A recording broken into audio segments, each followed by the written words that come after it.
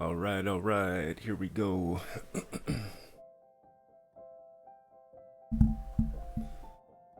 So, just getting some work done on the syntax coloring, and I figured I should turn the stream on. So, yeah, here we are. I got the newer widget implemented, but it's a little janky because it still wants to use like the old coloring, so it will try to override it, and it actually can tell when I start typing that use the old font size and stuff because it's still being applied from the old way that I had set up. So I just got to do some backtracking and remove that. And yeah, there it goes. It just reset to what the font should be by the line numbers there. So the actual size should be this, and the actual font should be. But because this is new, I haven't sent over like the settings over to the new widget, so that's what I'm doing today.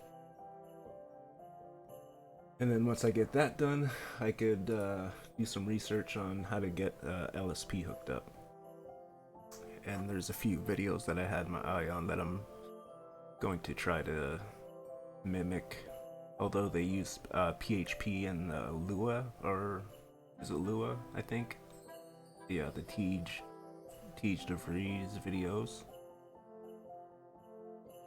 Or it's PHP and something, but I'm gonna try to do it in Python or maybe find some other videos. So yeah, this is what I'm doing today.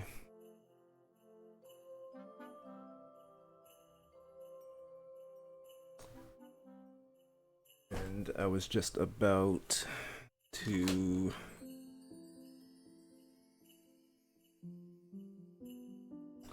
goes like so. Let me move this mic over here. Okay. Maybe turn it down a little bit.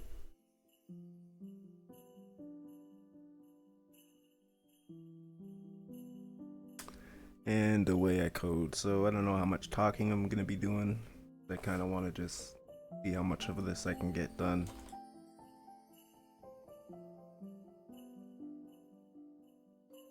Okay, so that's my app settings. Now my and what exactly is the name of it?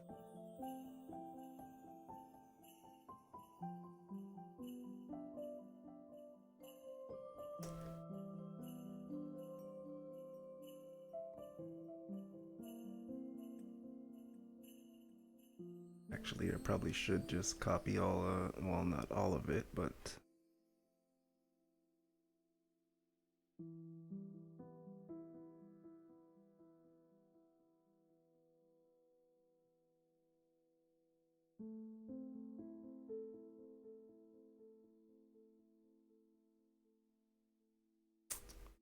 why don't I have the highlight color here? That is the question.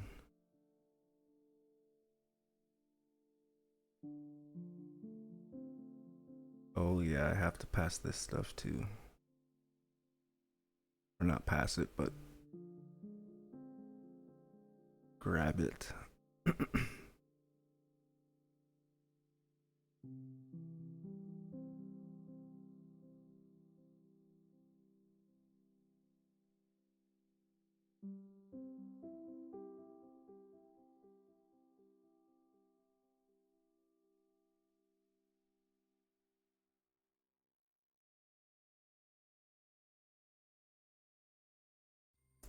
App, app.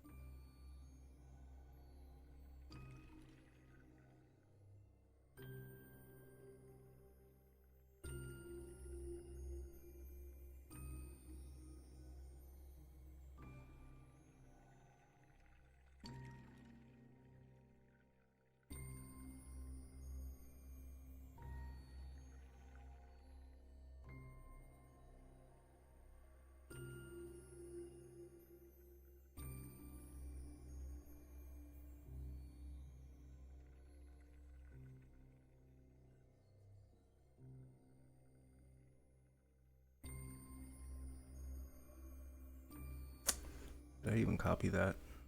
Don't think I did.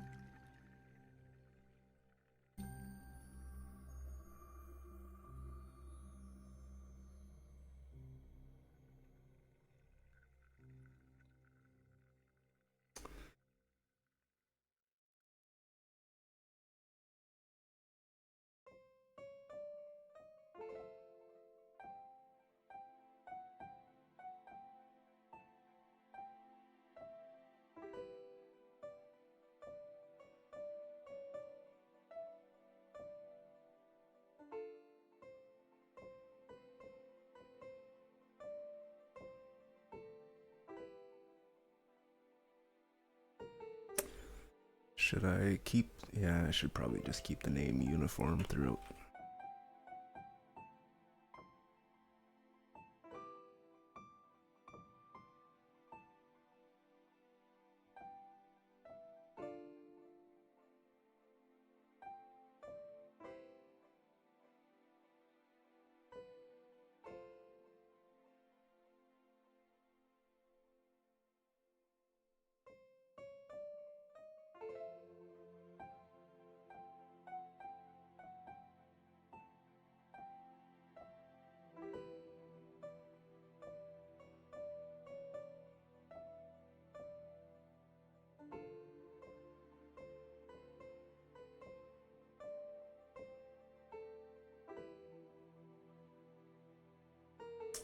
Damn it, I keep forgetting I'm using the stupid Vim idea Vim.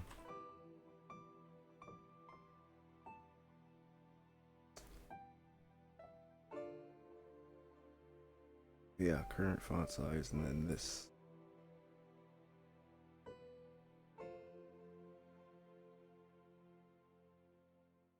Oh, why can't I yank and then paste it up there like that? I have to go like this, but Control C doesn't work.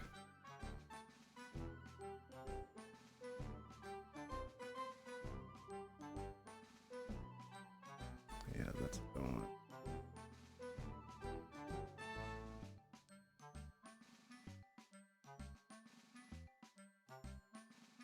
Okay, so current font.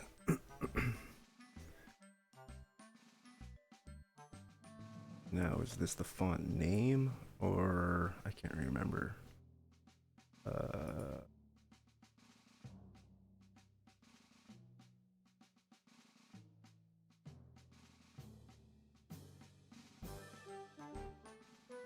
Window output font. Put one. Yeah, it's just the name. Okay. Use the name. Oh, but you know what? This.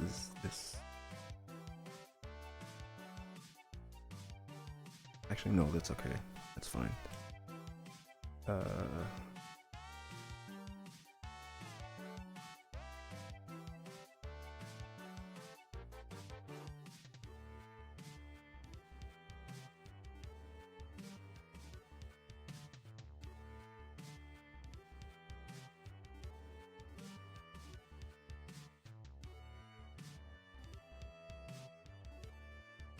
It's only these two spots.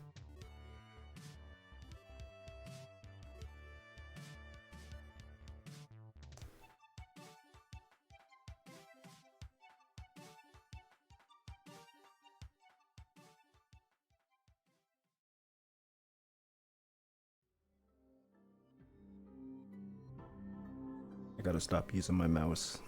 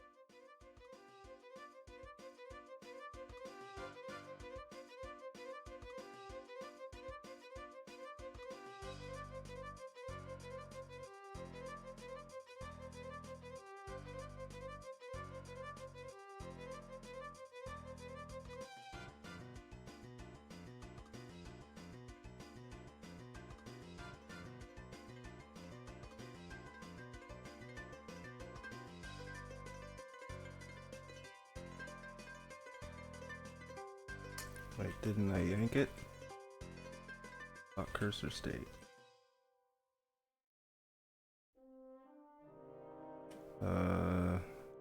Yank inner word.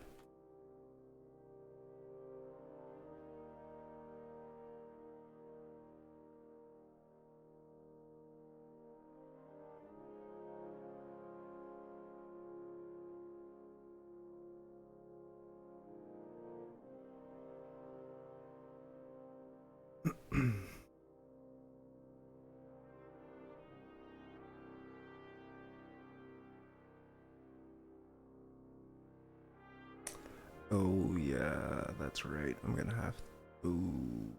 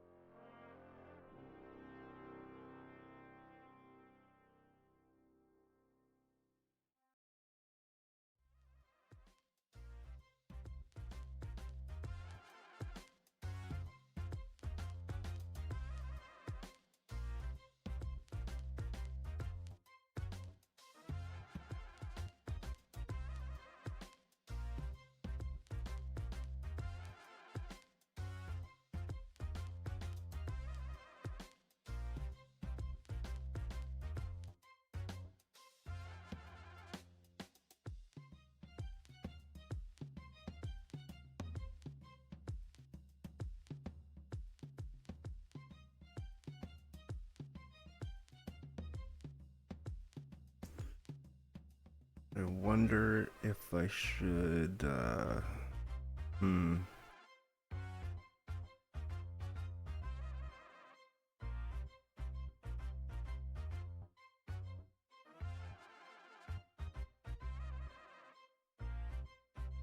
Oh, this is only when it's initialized, so that's okay.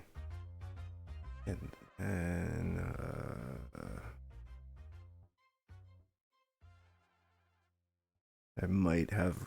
I think I run into a problem.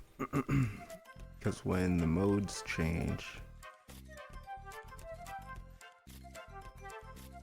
like formally, it's just a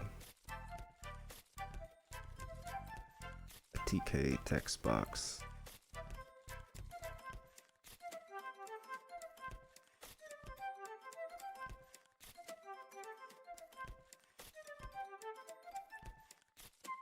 Right here, but now it's the new text box, the crude syntax text box. And when the modes change,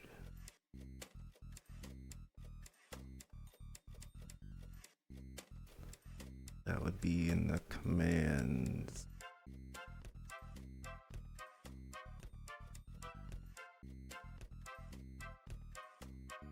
Switch to normal mode. No, wait, or I could picture it, but not, I can't think of which file that it's in. Dang it. Yeah, because this gets sent everything that it, yeah, no, not that.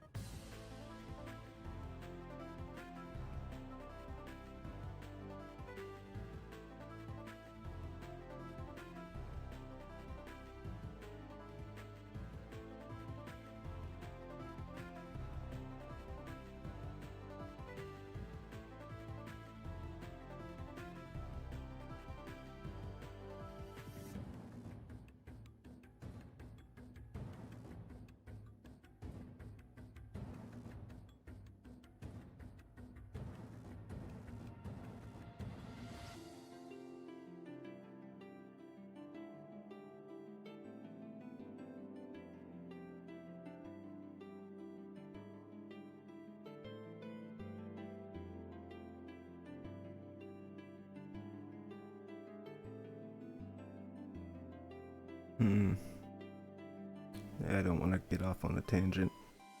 I'm already starting to feel it brew.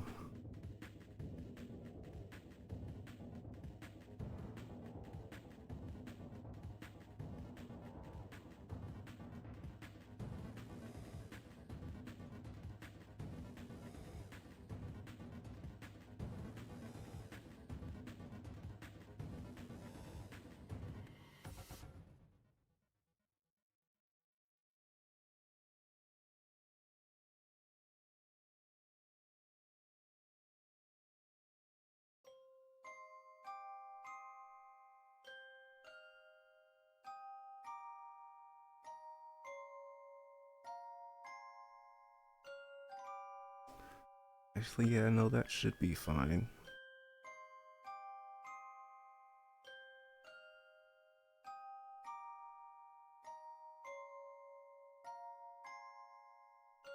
Yeah. Assuming like this TK text box sort of stuff, because it's like defined as the class is like, you know, sort of defined as a TK text box.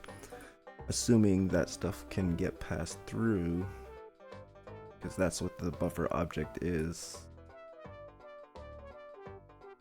was just a TK text box previously, but now since I have the new script, I'm kind of crossing my fingers that stuff kind of gets passed in because it has this here, and like the overall config would sort of get applied to it. Like this configure stuff would get applied to each text. Or wait.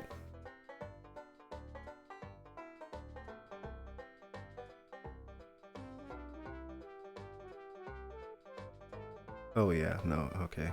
I was thinking like, do I have this assigned somewhere else? But yeah, no, it's being changed to the buffer. Why am I using both of these?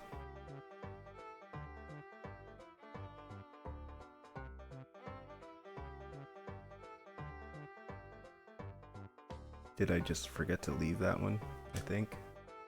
Because there's no point in using both. Or do I? I might use this elsewhere. And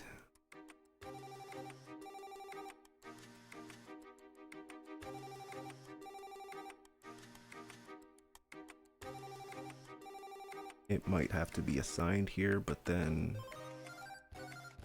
it's going to throw an error that it's not being used, maybe. And I'm just simply unbinding, I'm guessing. I don't know.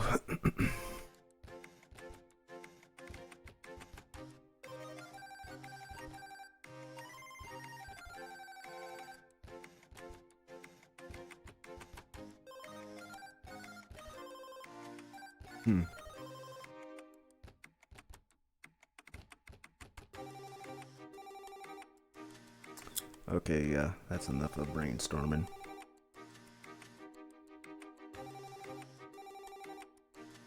Okay, so back to this color.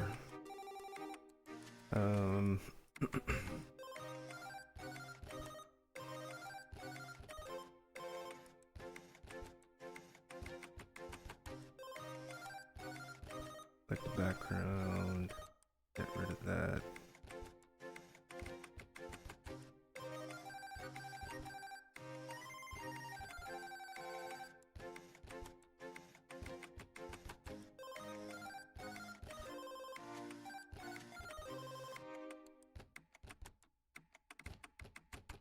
Oh yeah, I had to get the word wrapping sort of stuff. That's right.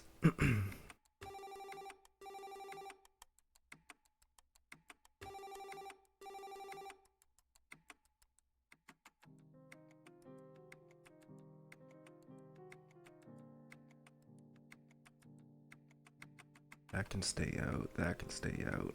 Only from here.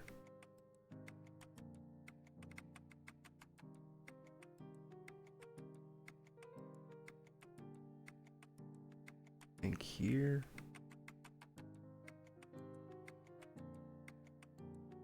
And apply.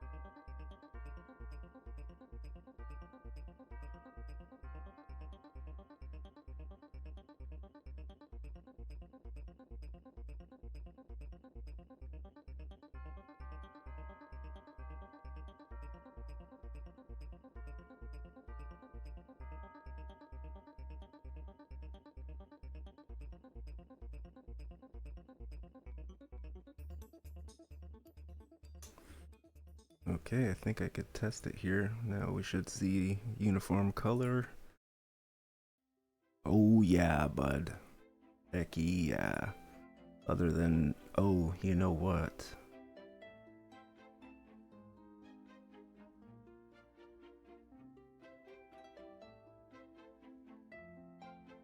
No, yeah, wait, why is that? Do I have them hard-coded as black? Boy. Oh, wait, no. Uh,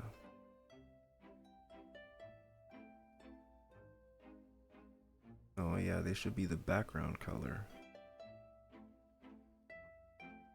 Oh, no, regular text is black. Oh, where is it? That's the C one, though. Oh, yep, sure is.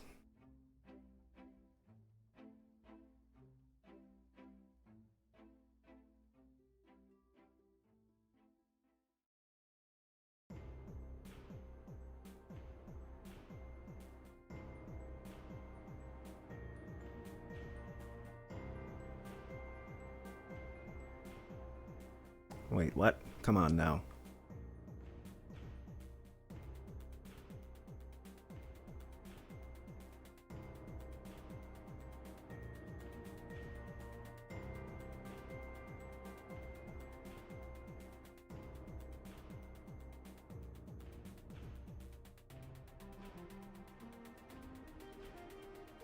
Oh.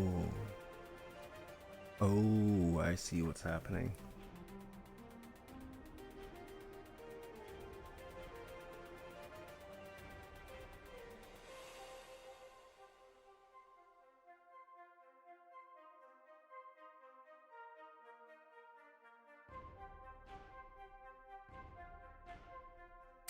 Oh, wait, you know what? How am I gonna do this?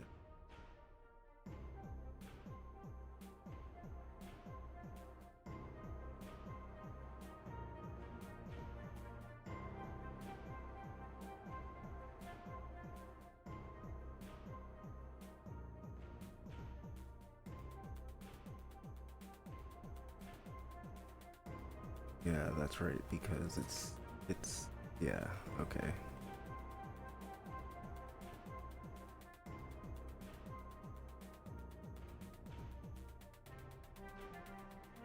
Master color.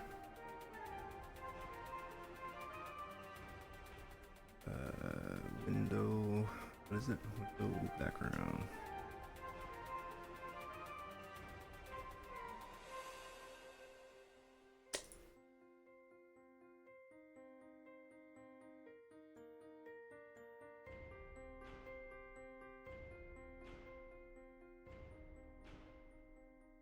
What else was? Description type.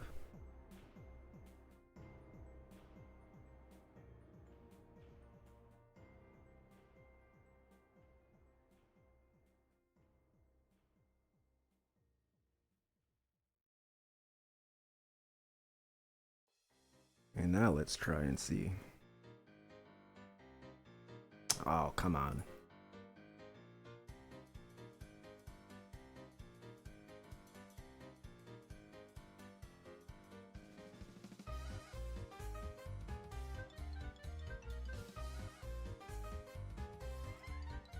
Yeah, dang it.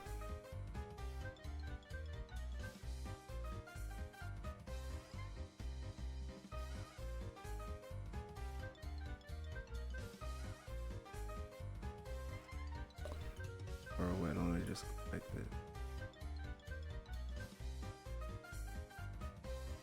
Wait, shouldn't this,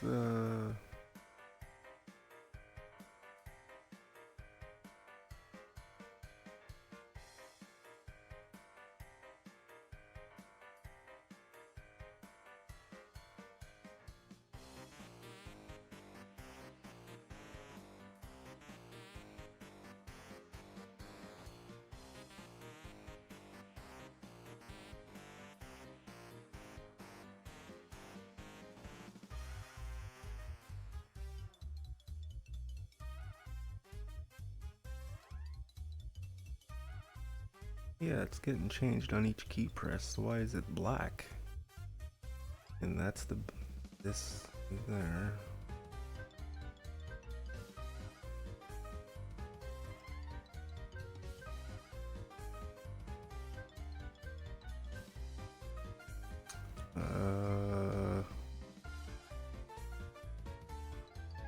Is it being darkened?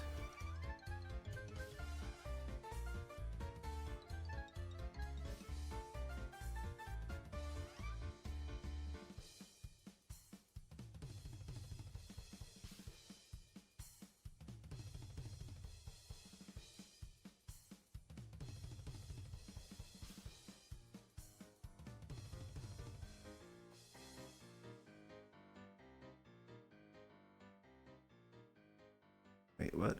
I don't... Oh.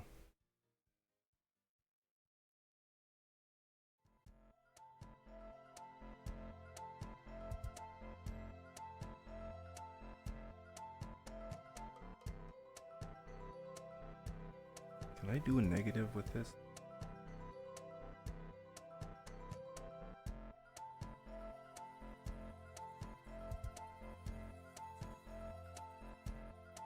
Oh yeah, see it's still black. Why is it black?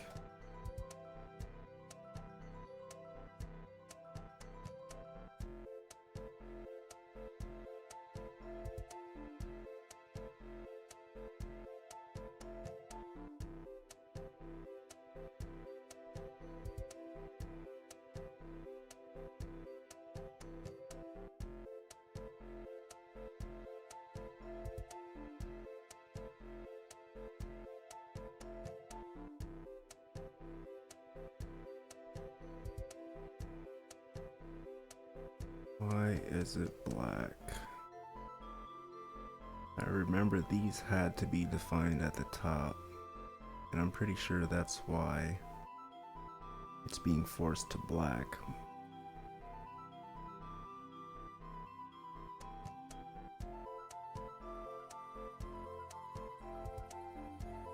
But then when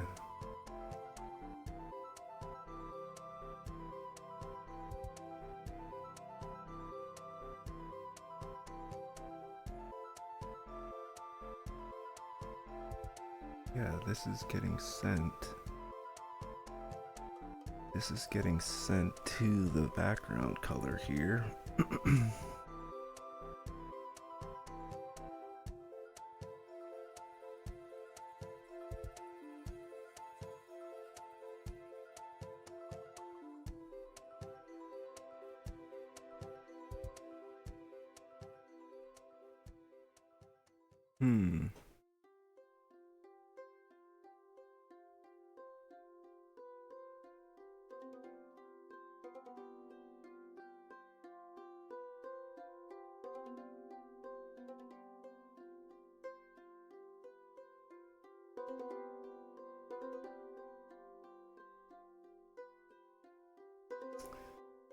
Very interesting.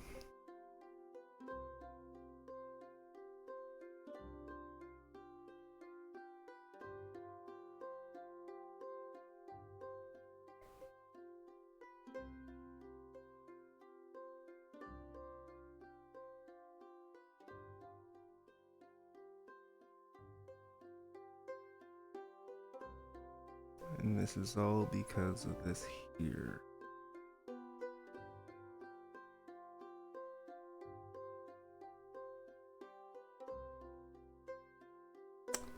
Like, why did it not like that before?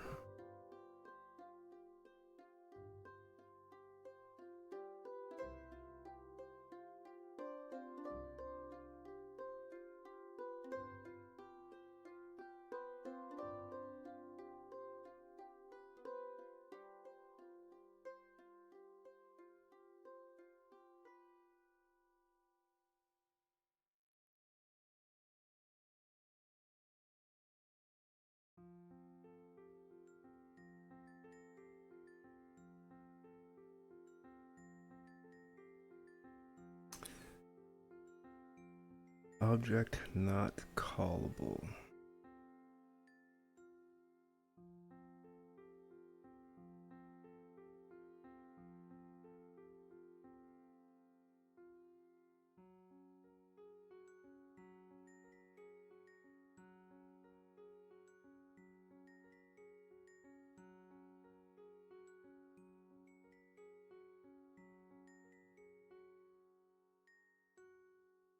Dang it.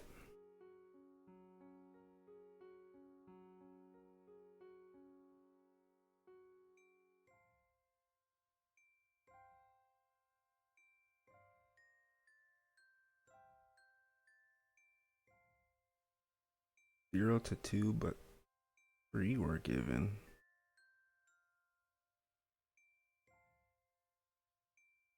Oh.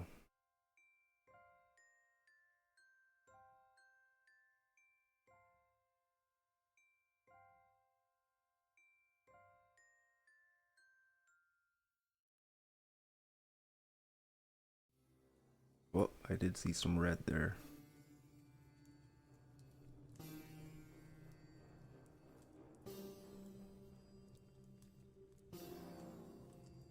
$2.49.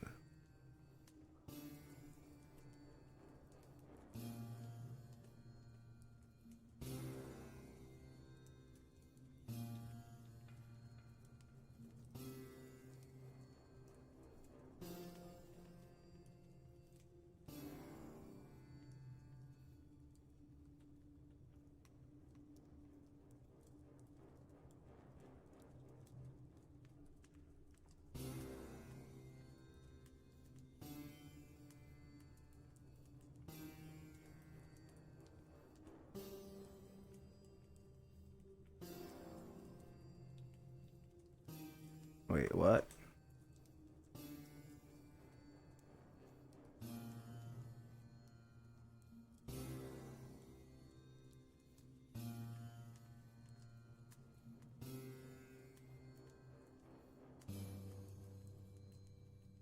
Why was that so bright?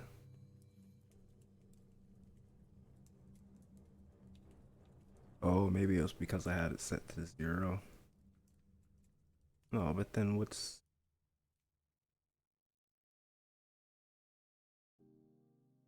Hmm.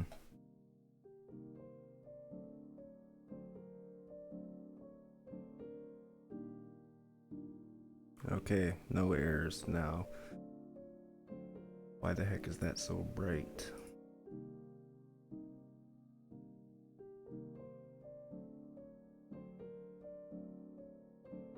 Oh, the negative. I guess I can go negative.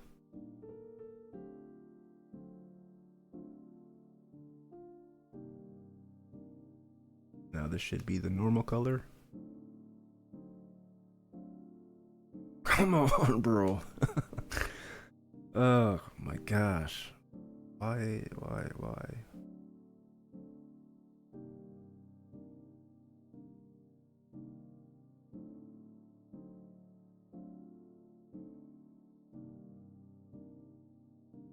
Like, what if I put this to 6?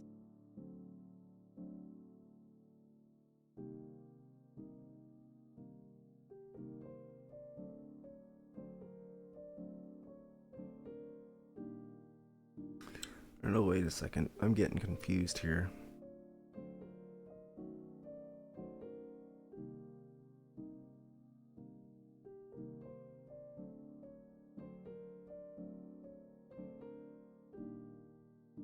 That would mean...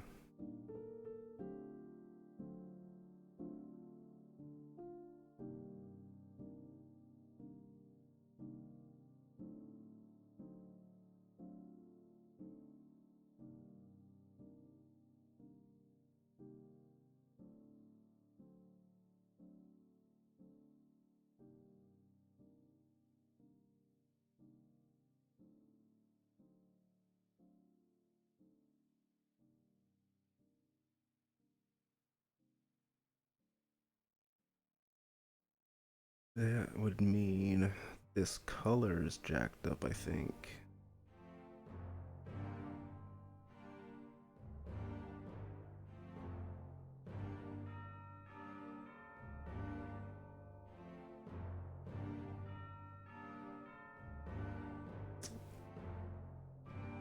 The window background color.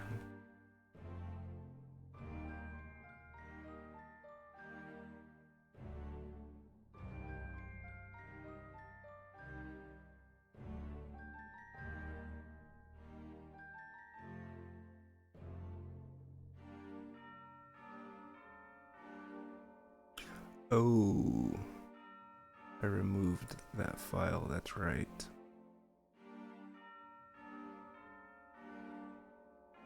Hey, yeah, but wait, why wasn't that loading before? Or was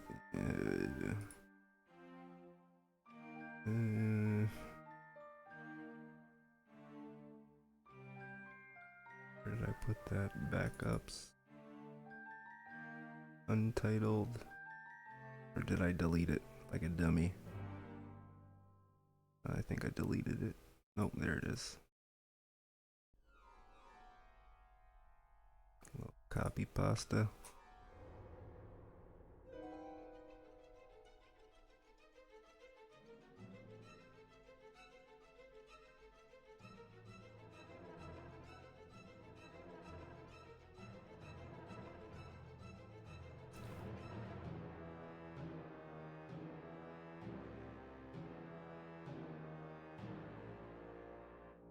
Okay, so yeah, let me see what this background color actually is. Something's not adding up.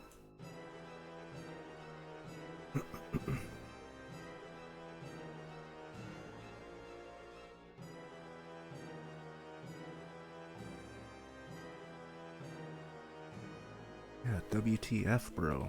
Why is it so friggin' bright?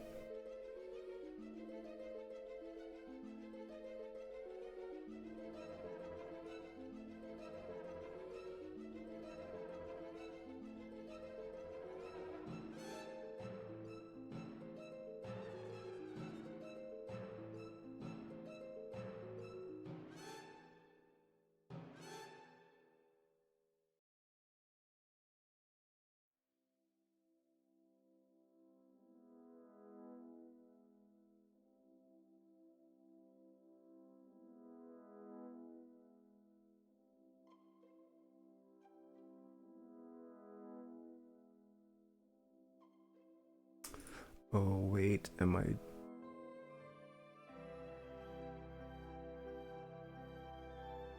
No, yeah, see, I'm not doing any darkening here or anything, I'm almost positive. Yeah.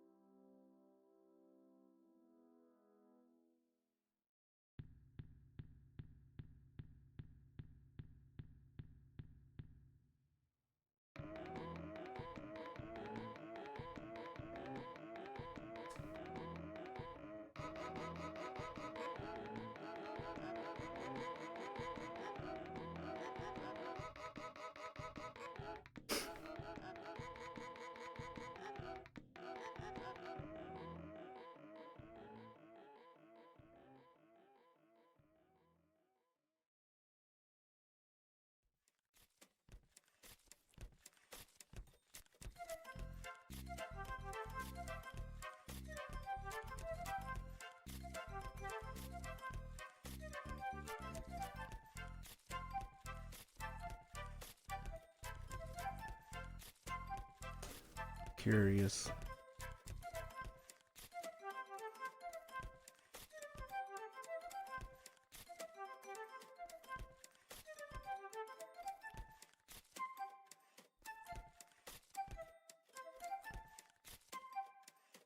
Wait, what?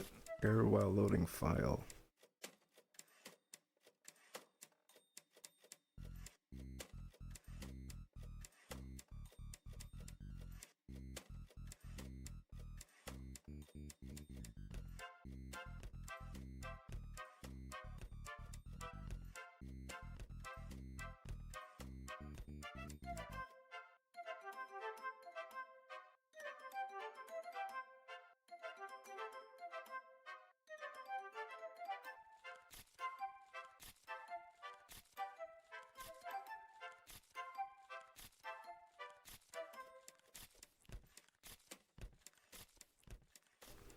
Yeah, so it definitely changes, but why?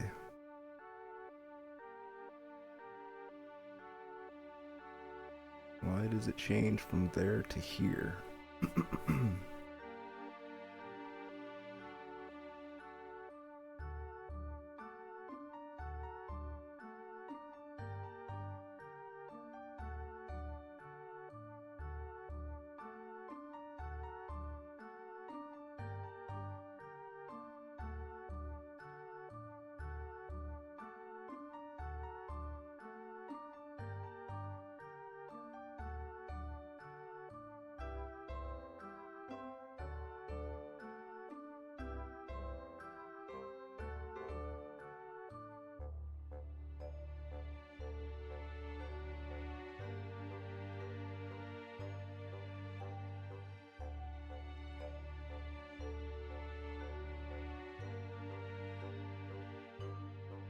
No, I'm an idiot.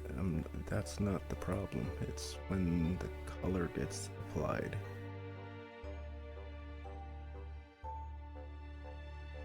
That's my color.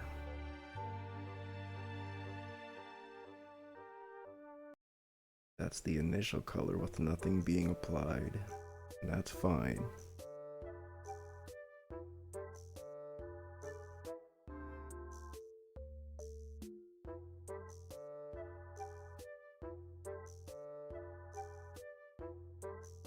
And then what's the color here at this point?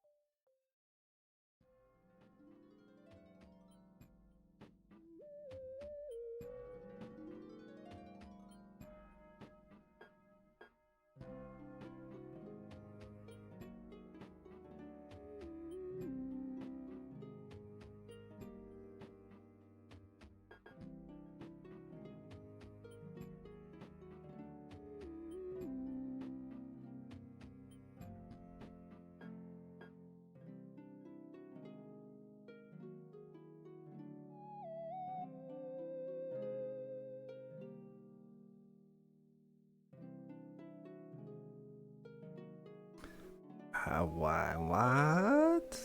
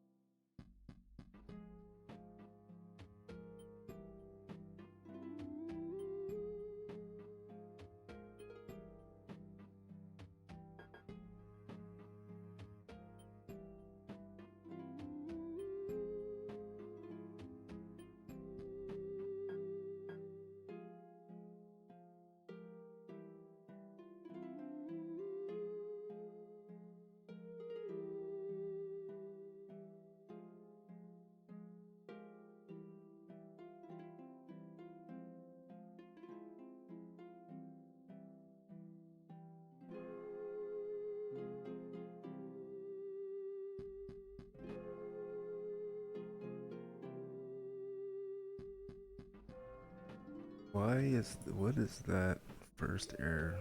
Loading file.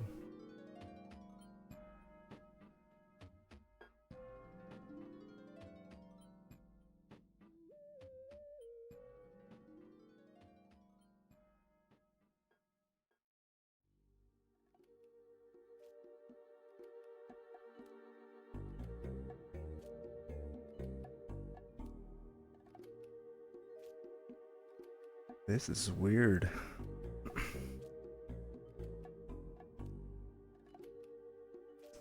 That is the window background color.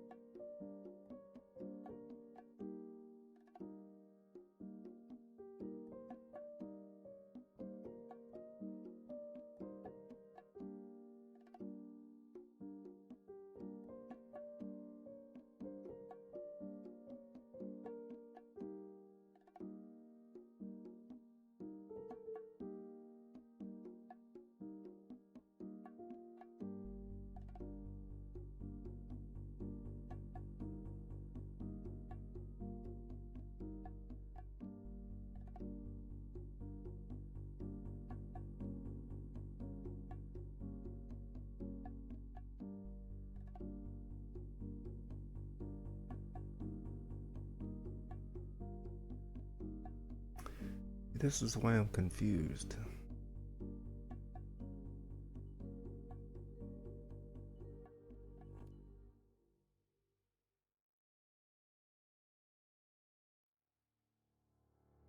Like, this should return.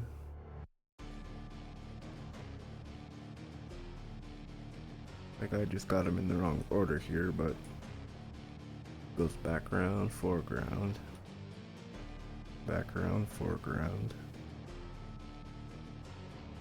font.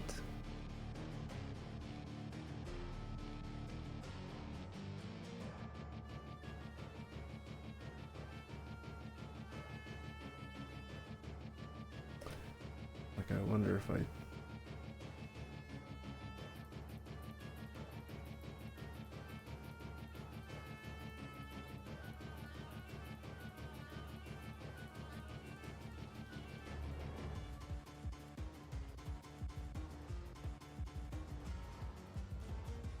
Like, it should pick up the background color because it's being set here.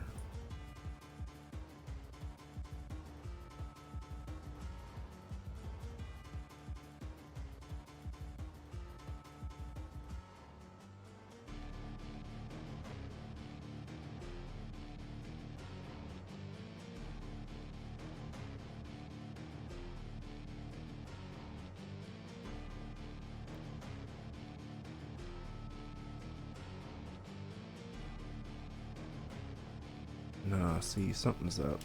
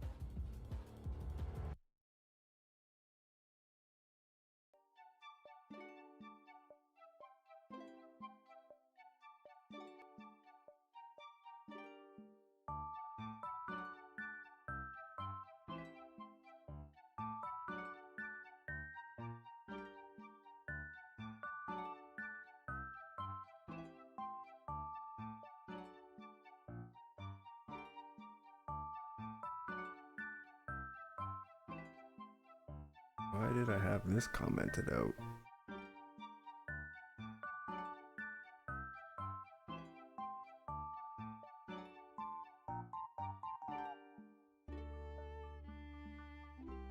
I'm not even doing anything.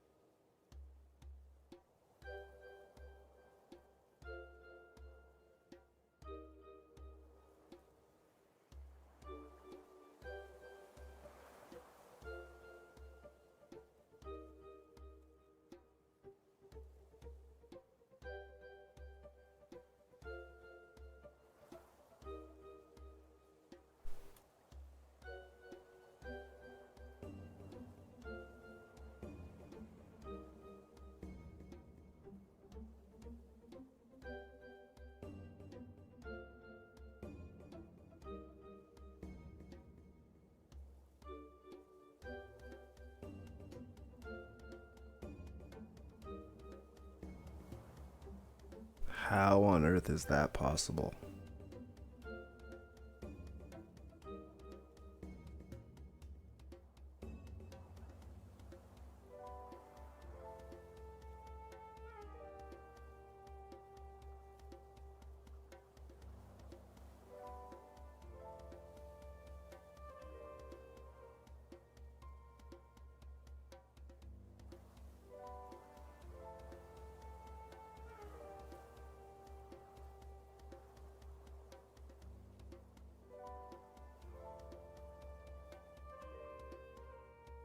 Oh, wait.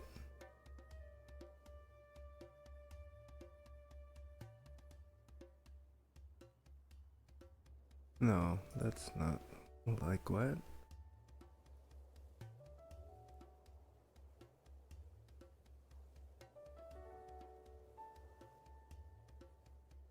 Like what the?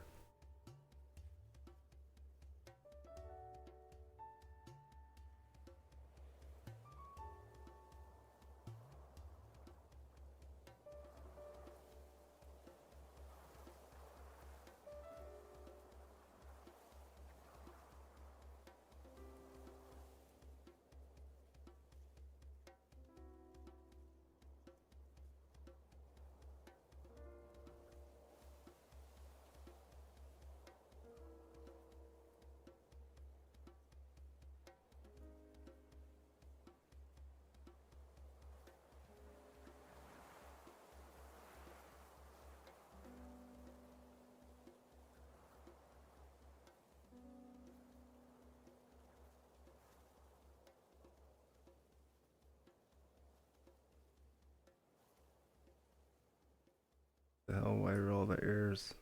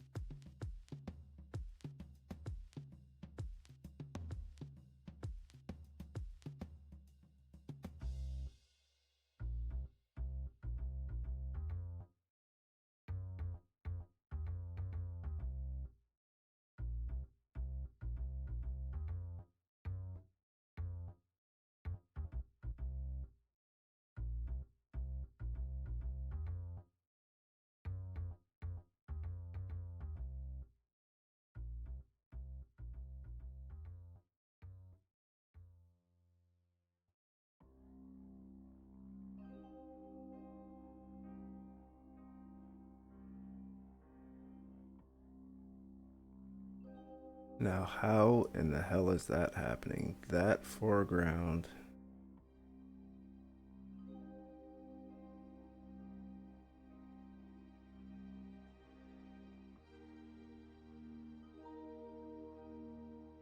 So then something's getting mixed up here.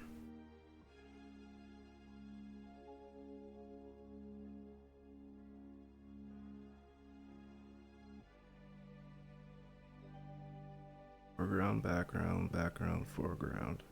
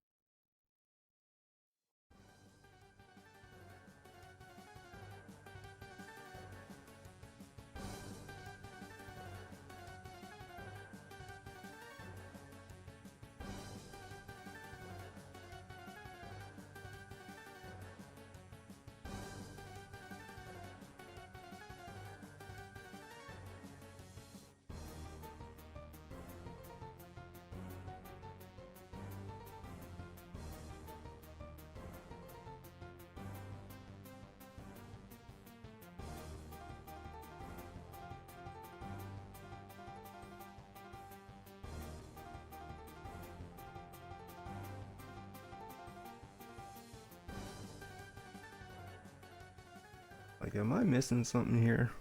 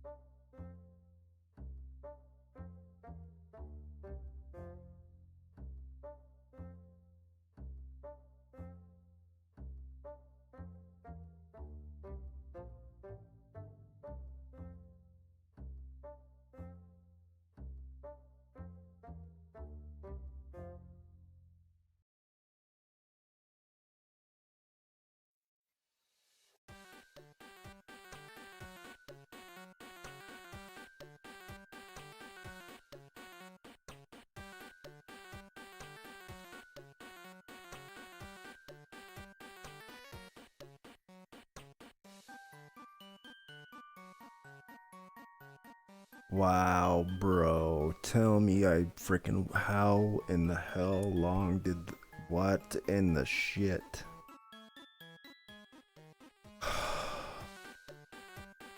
That took way entirely too long. Holy crap, bro.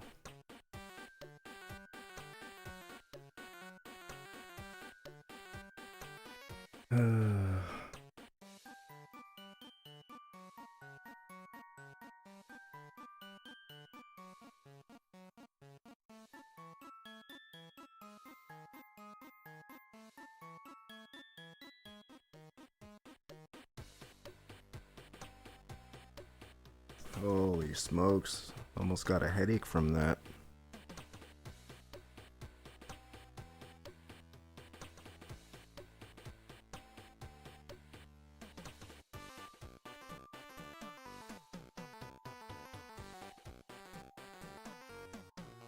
Okay, so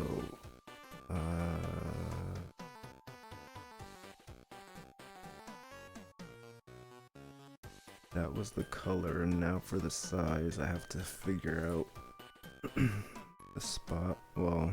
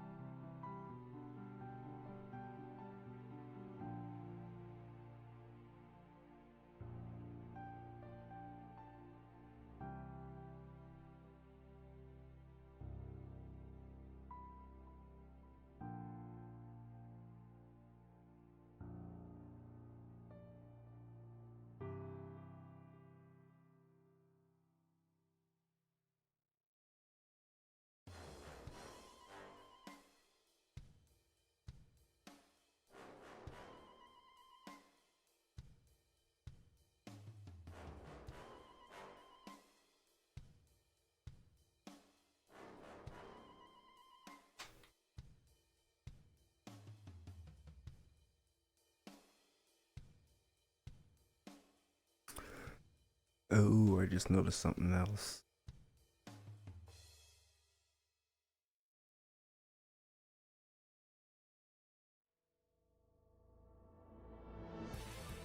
You can see here the font size. Oh wait, no, it does change.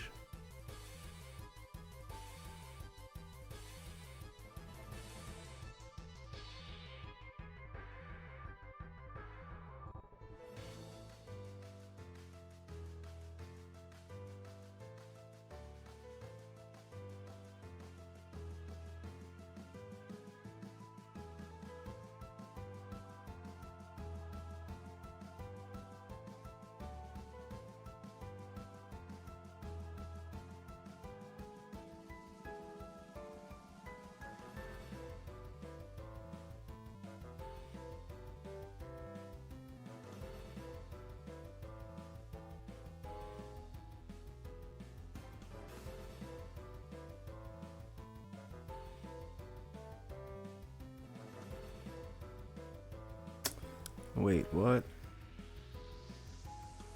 Welcome. Where is that welcome?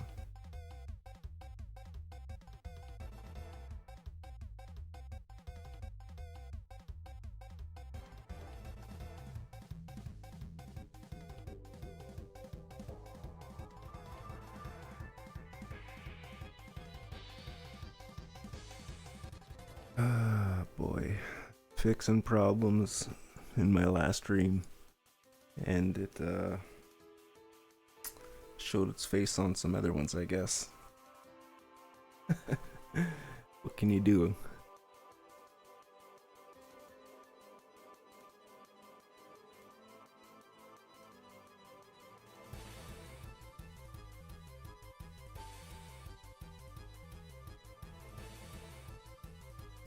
Wait, what the heck happened there?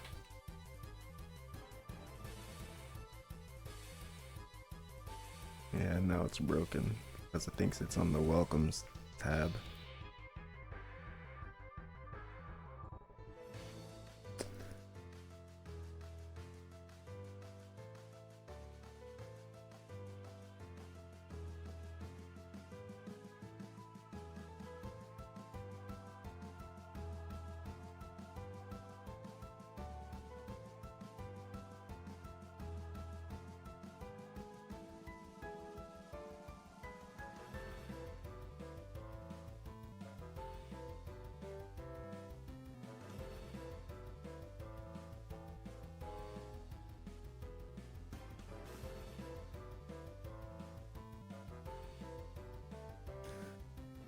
I wonder. I had an idea.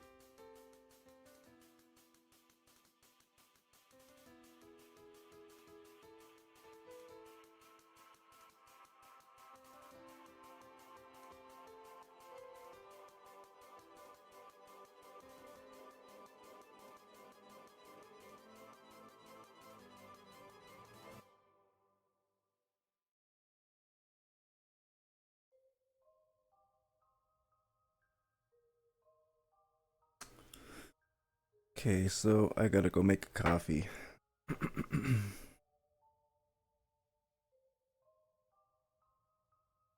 And I had just an idea to make a little color schema sort of thing to edit these properties.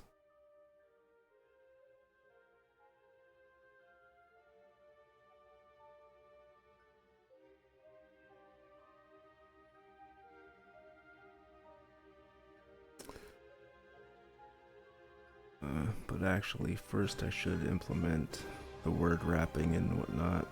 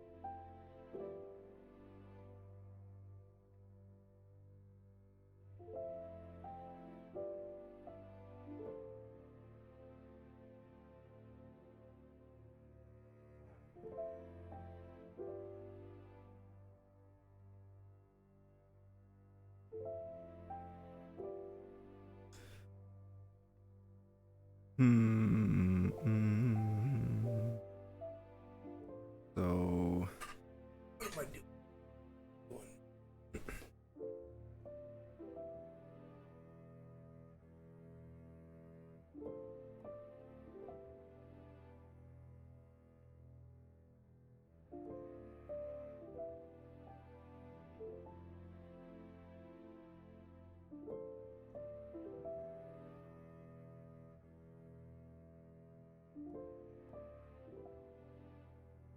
At the screen is what I'm doing. Like, holy smokes.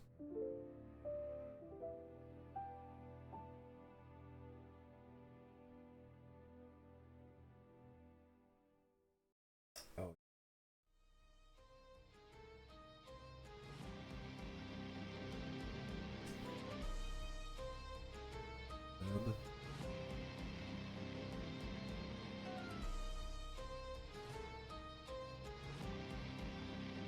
wait, no, no, no. This is gonna be input handler, something or other.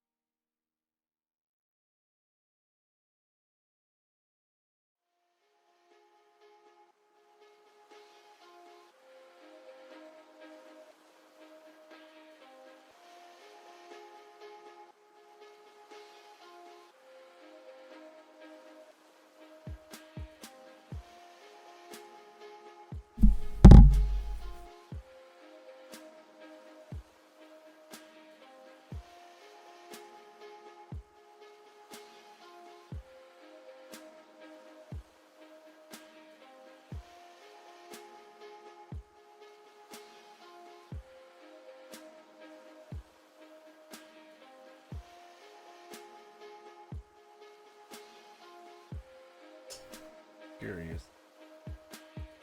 I liked how that kind of made text bigger when I was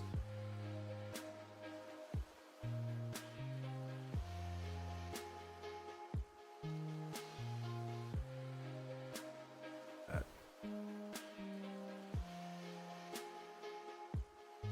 Up.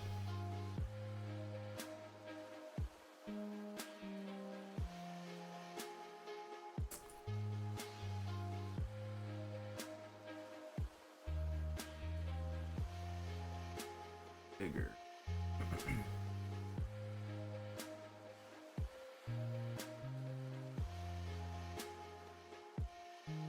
Nice.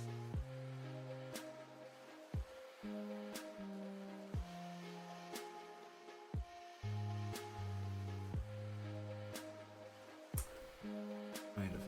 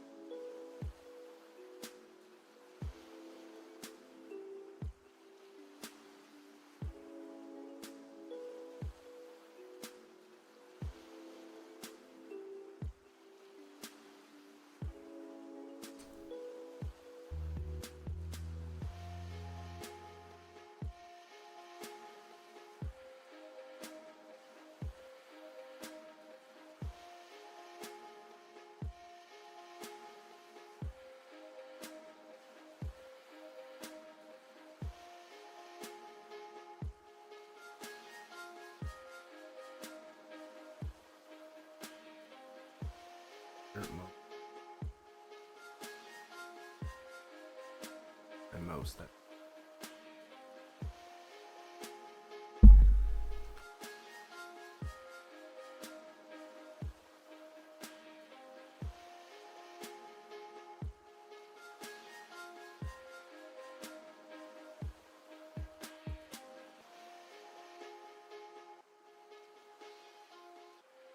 Font.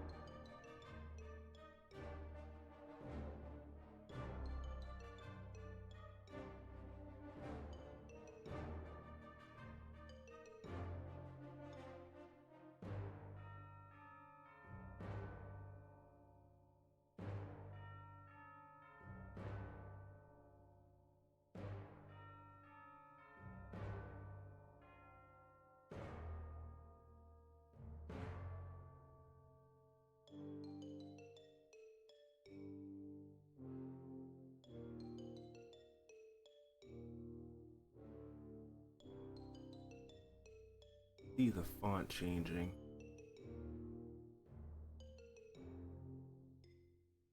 Looked better when it was smaller, I think.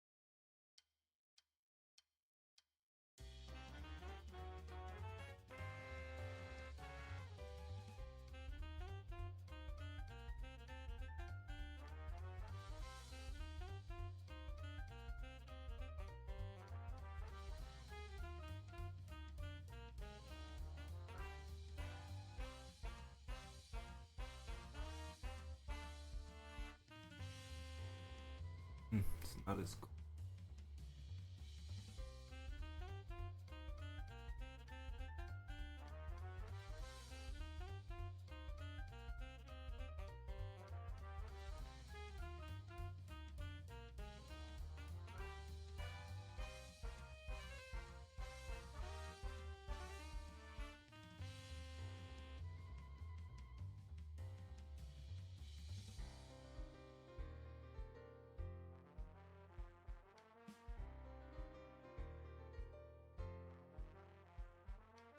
I think it's because it's a different font.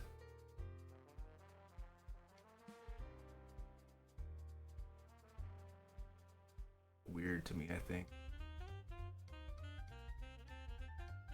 Size got bigger. Font change.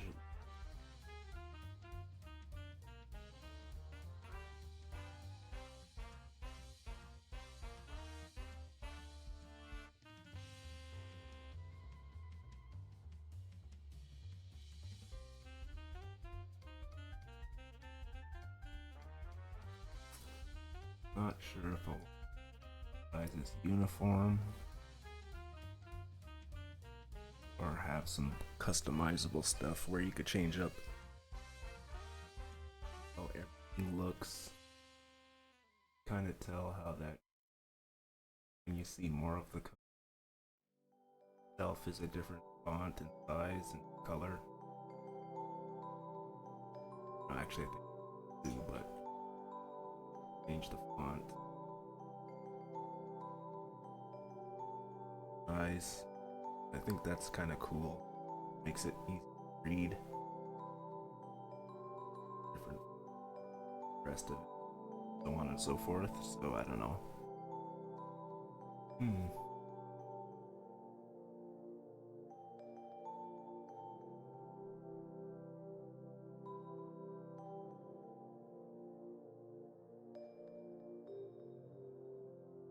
And then another issue when I make smaller, it loses control. Oh. Yeah, because text library hard code have its font size.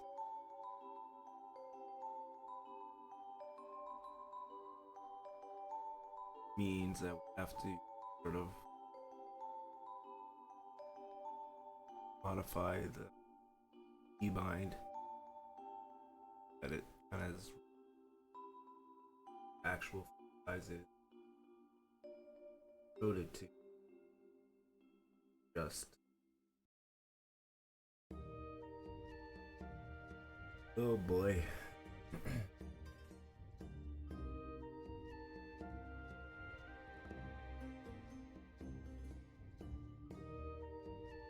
It's happening pretty and I'm happy with that. It was very slow before.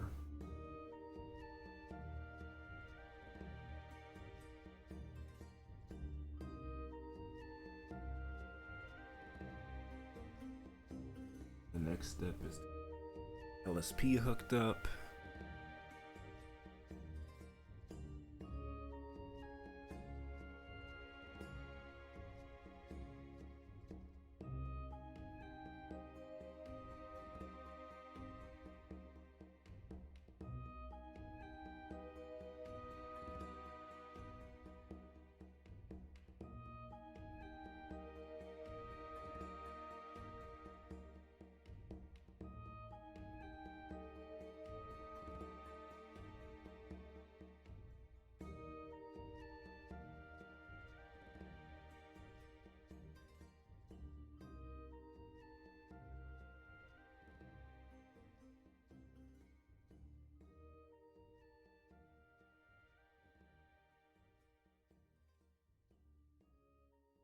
Okay, so I'm going to take 2 minutes to go make a coffee, or 5 minutes, and I'll try to make it quick, and I will be back soon. Thanks for watching. If you happen to in working, thank you very much. I will holy see everybody in a few minutes.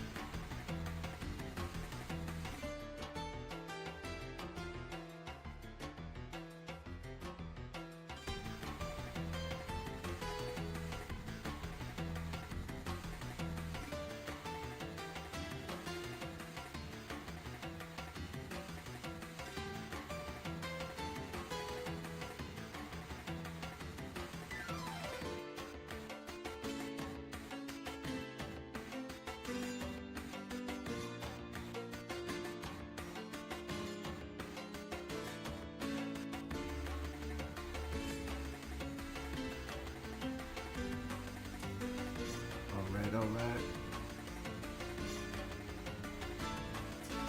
Had to make some peanut butter toast. My belly was screaming at me.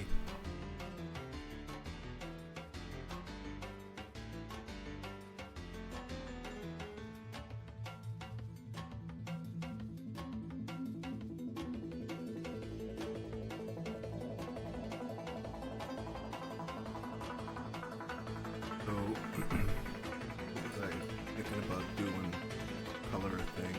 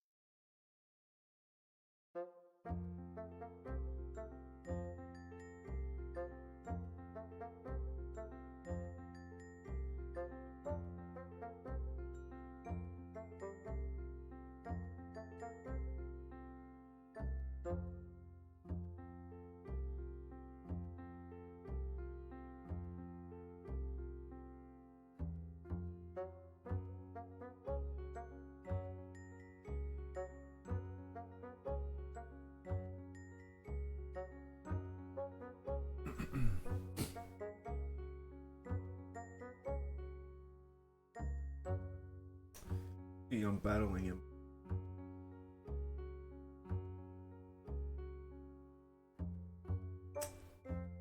Things. Because if I do the custom color properties panel,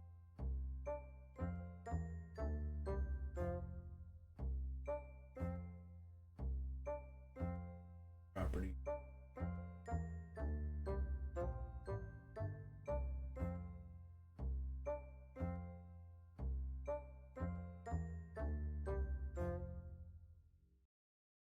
getting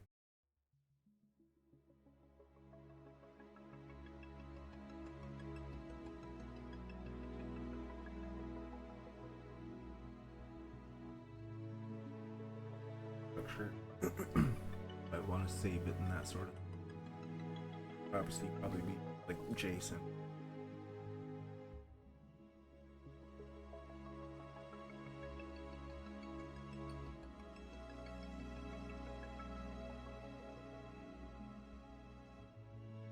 So instead of looking at this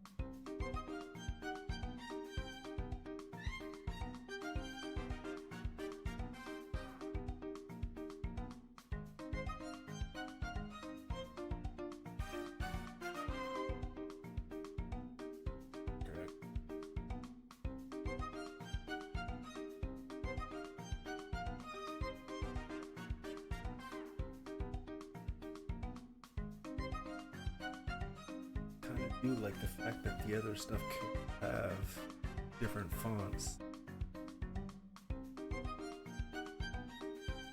If you're looking at a piece of normal text, it's some sort of function definition. I feel like it'll be easier when you're looking at a big chunk of code.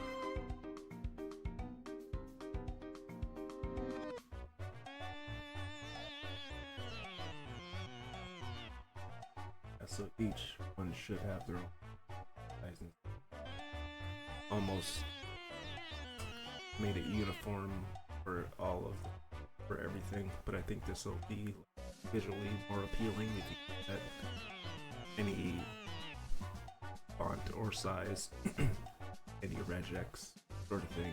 So I think I just made up my mind there. I'm gonna have properties page, but dang it. To do it.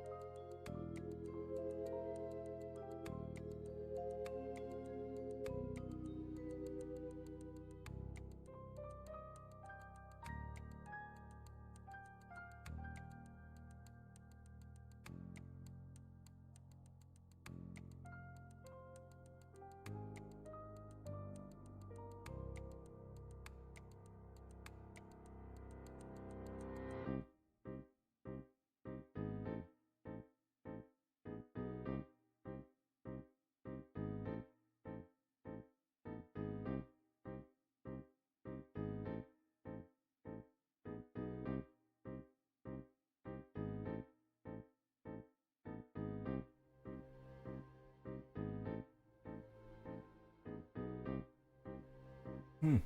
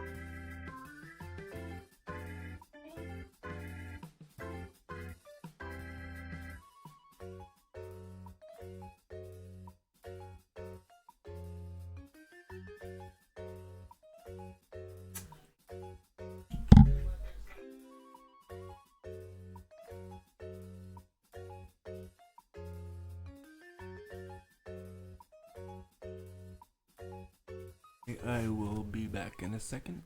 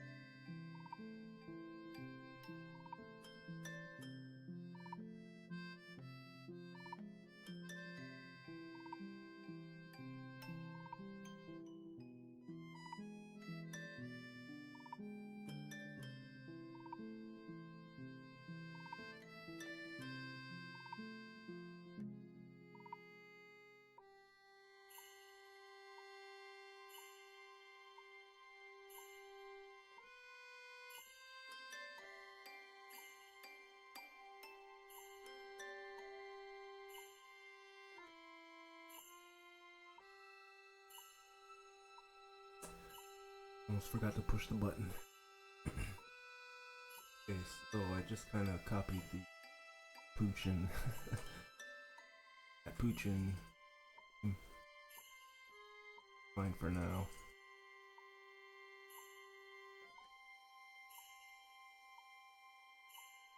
I notice it's missing a bunch of keywords. I'm gonna have to go through, obviously, later on and catching everything.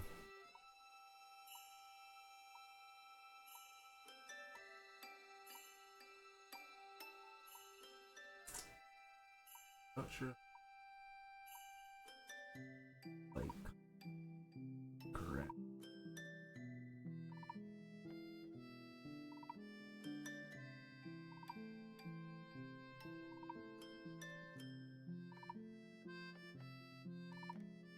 Couple. Should make it.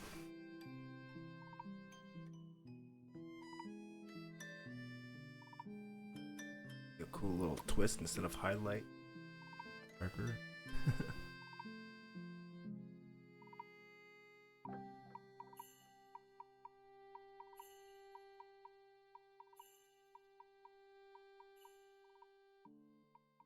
Do want to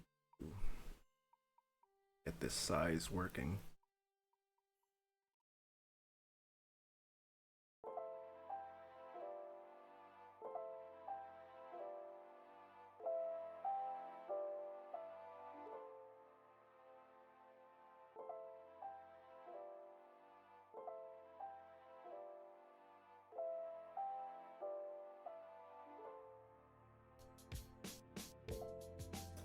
I just can't wait until like code in. I technically can, but since there's no in, a bit of a pain.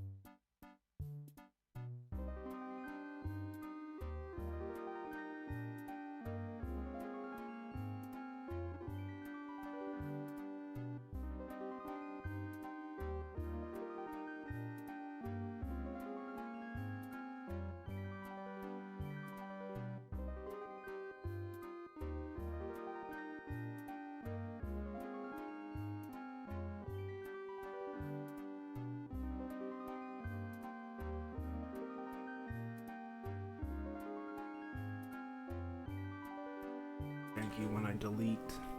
Damn it, bro. That's something.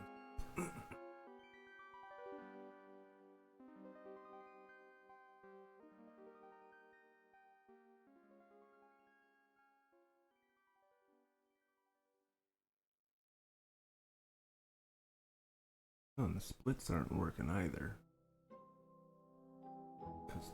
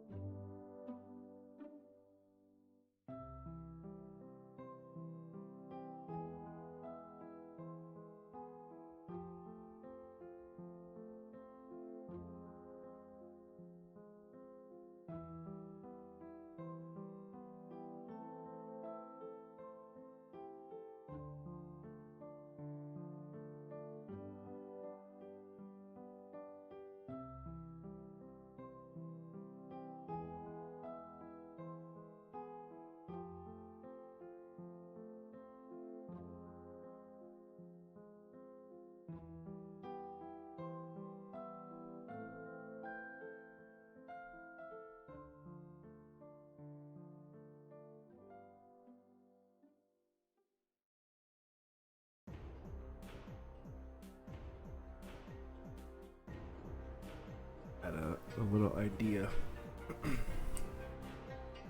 So if I pass normal font size, that should just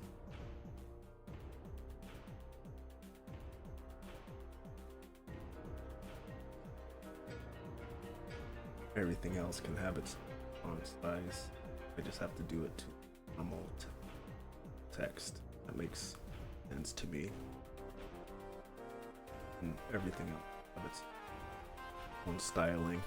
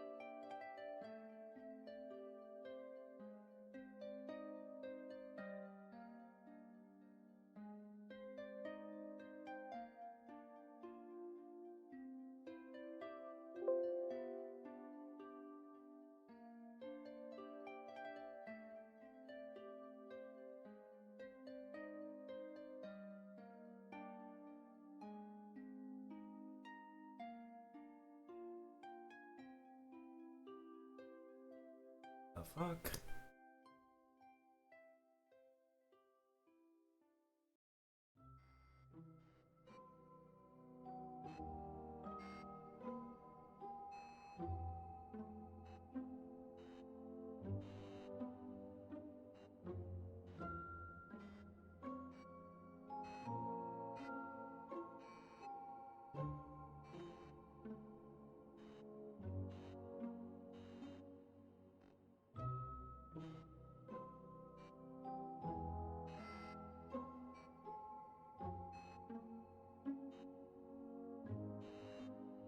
I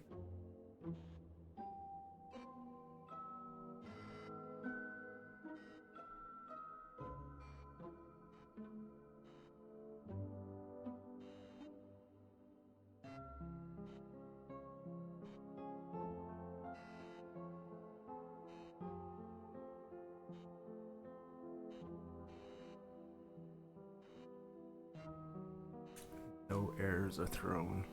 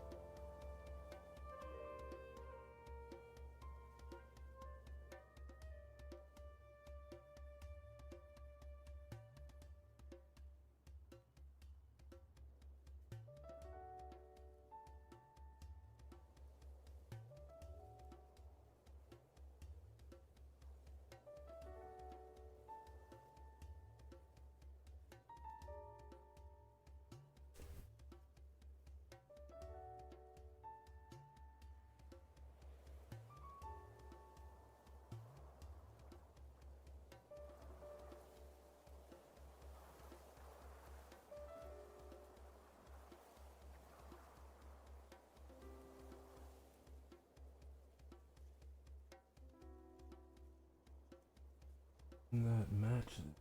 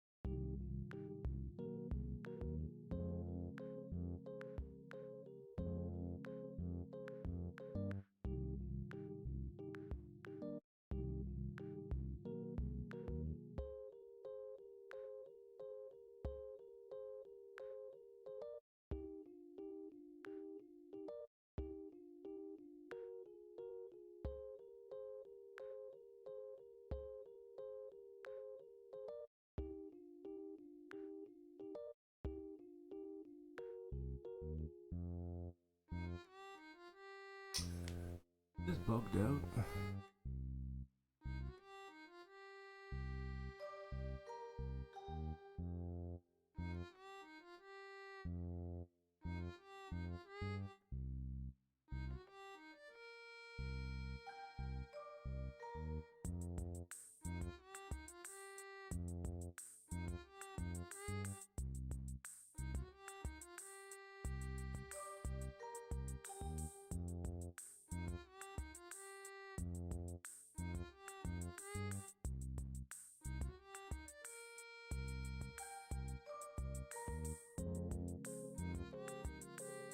I wouldn't allow it to be down there though, that's weird.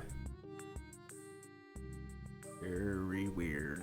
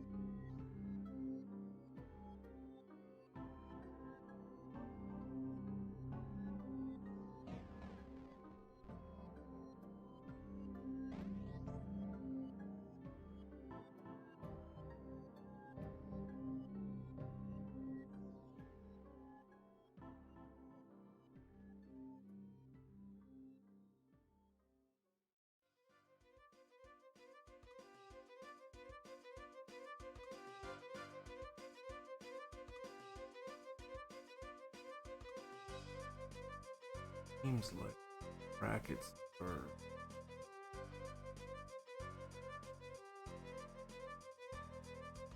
sizing, but 20s changing.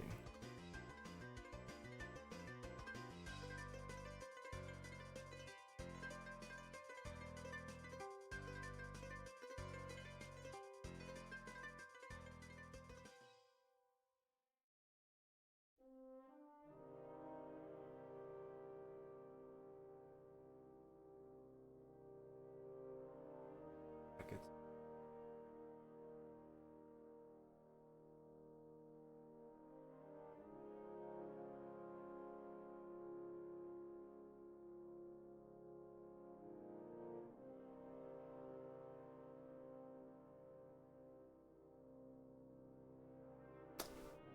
How can the brackets but the rest don't?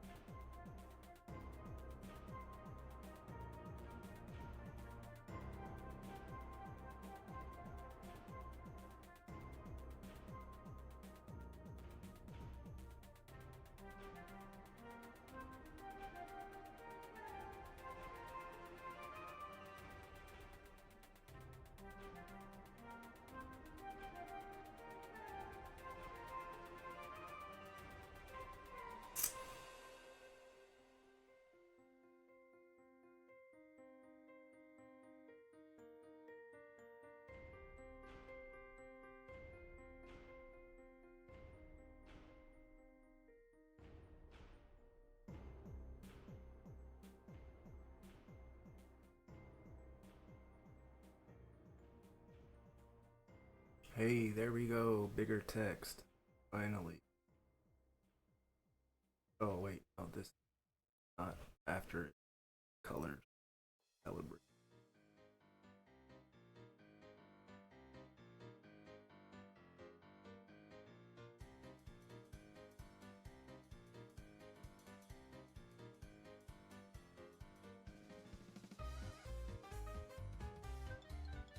Because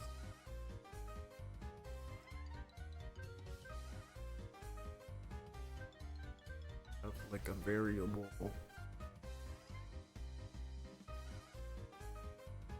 They're not variable.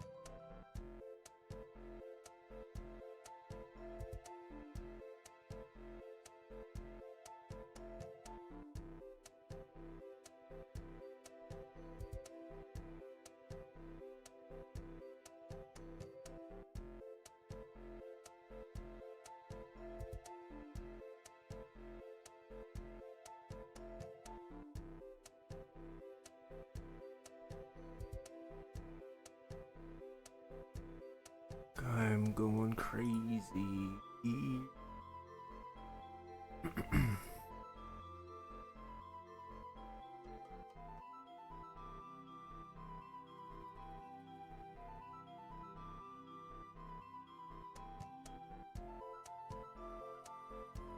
Oh yeah, it's the brackets aren't.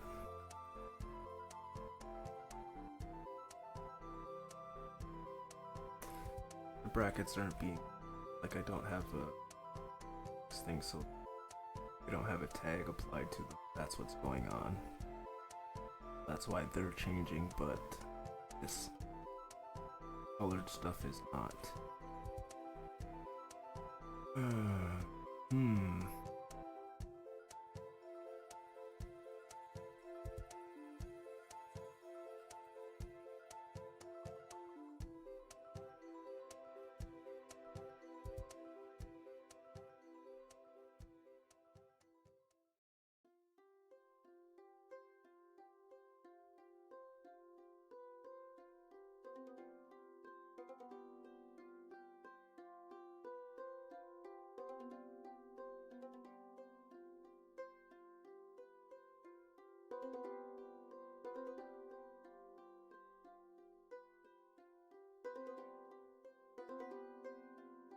question is, why font size not update?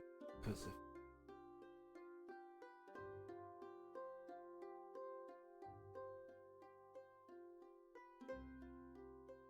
nothing.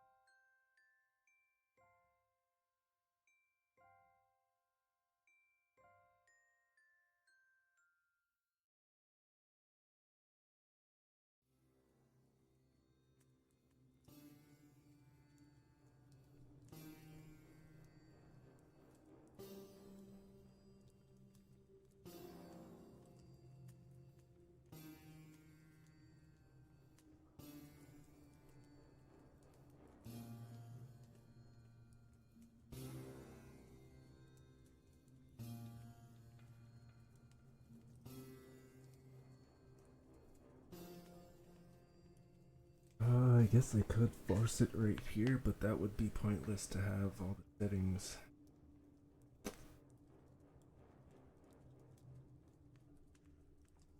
But then again, why is it not picking up size change?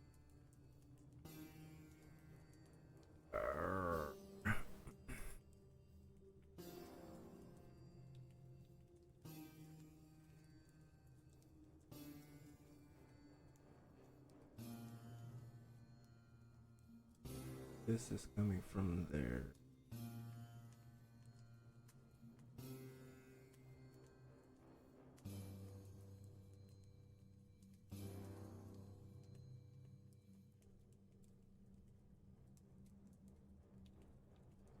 Backwards.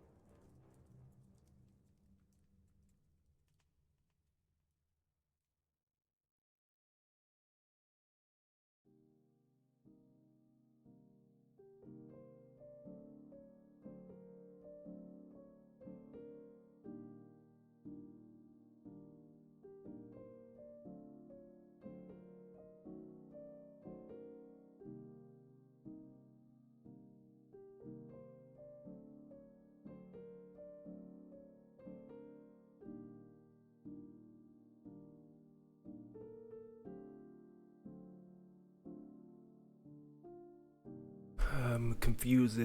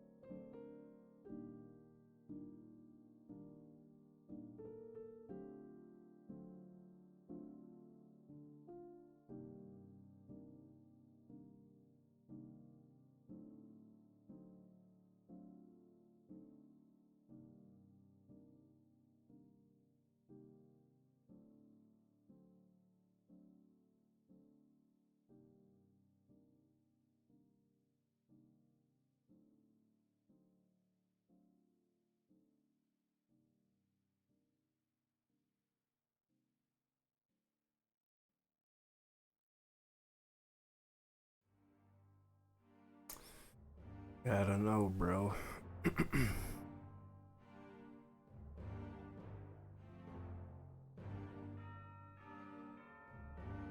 God. So I'm not getting anywhere right now. Size changing. Try to fix something else. Try to work on something else. Let that sit on the back burner, I guess, for a little bit.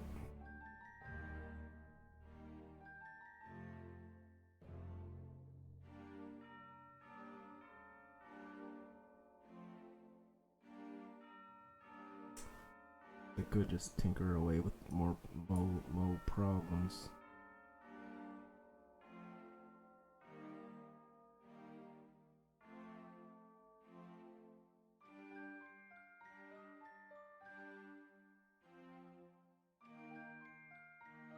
Oh yeah, I started doing that too.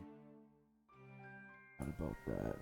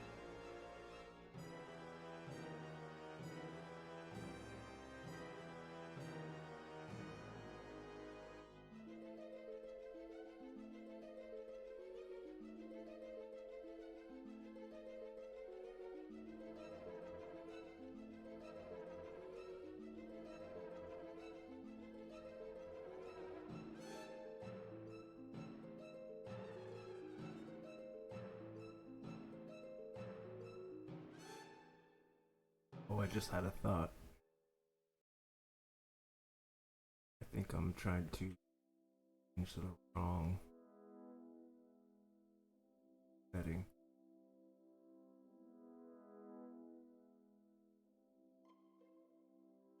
Because this holds the value, like the main font. When I'm incrementing, I think I'm not updating like the when it's on the main. That's probably what's going on. I'll play with that later.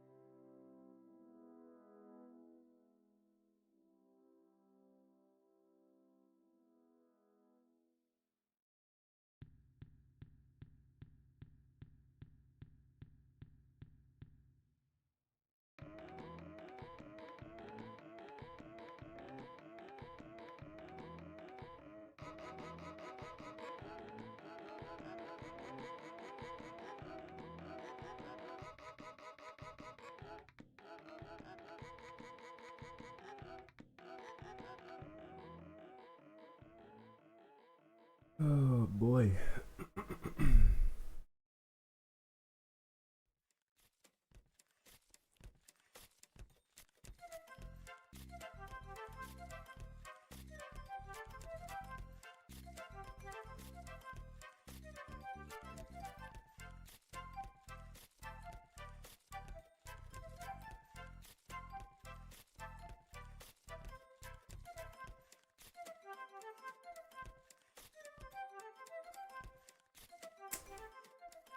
Not a problem.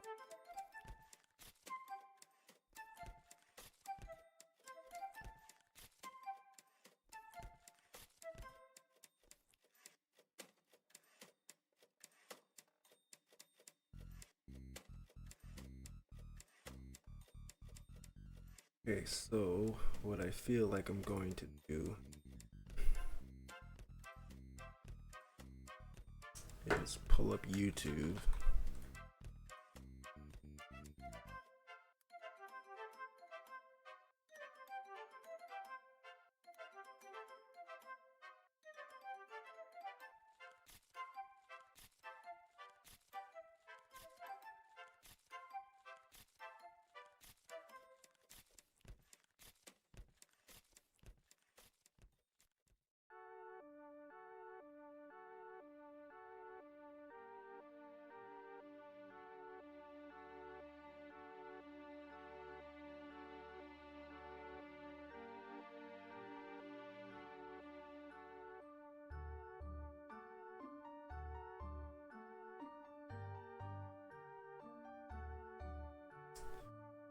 Pause the music. Pause.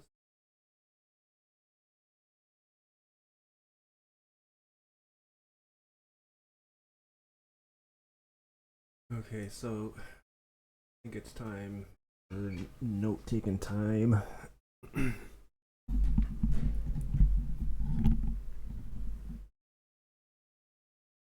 Little Tej DeVries video for LSP because, like, other than just like tinkering with how I want the application to look, gonna need some LSP functionality.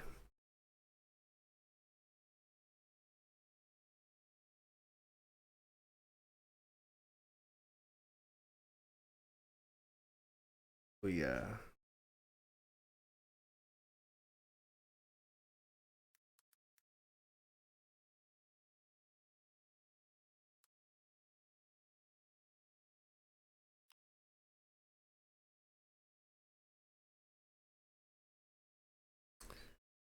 I kind of skimmed through the video for LSPs that he did a while ago.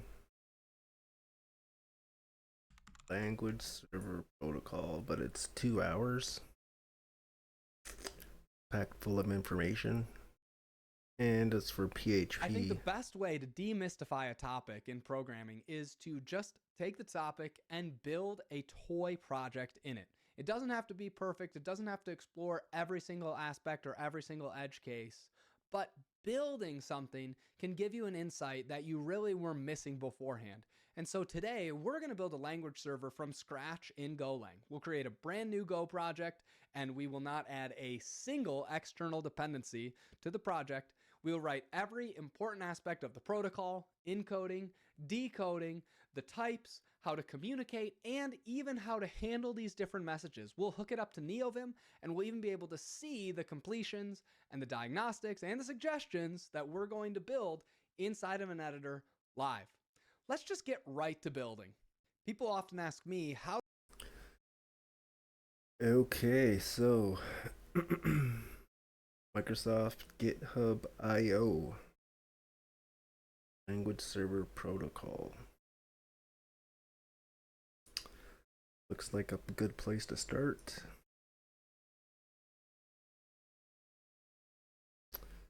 And just let me close some stuff here.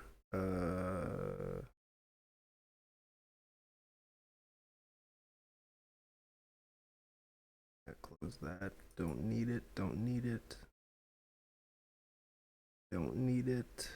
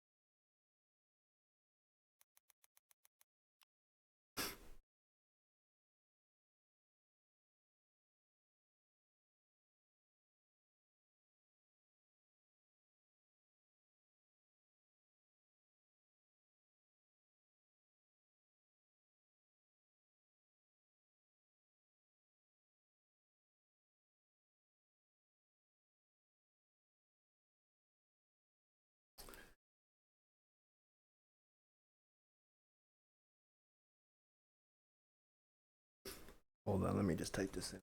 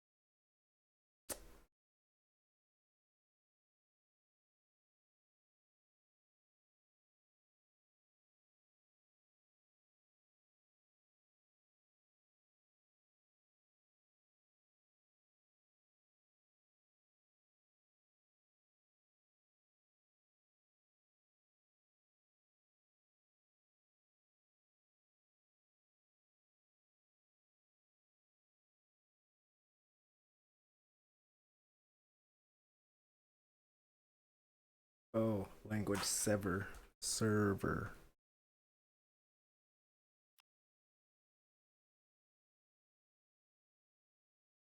Yeah, there it is. Language server call specifications.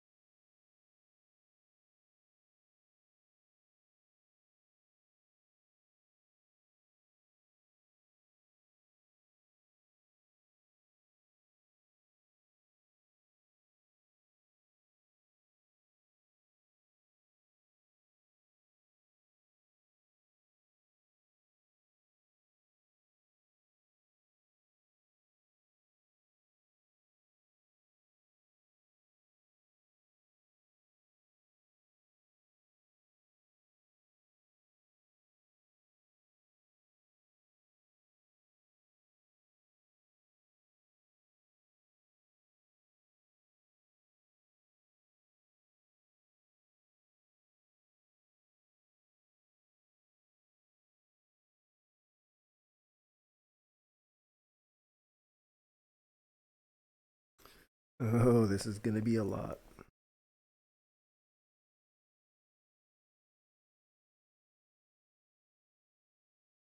How did I learn about the language server protocol? And I know this is kind of sort of like anti-marketing for my own video, but the way that I learned about it was just reading the specification.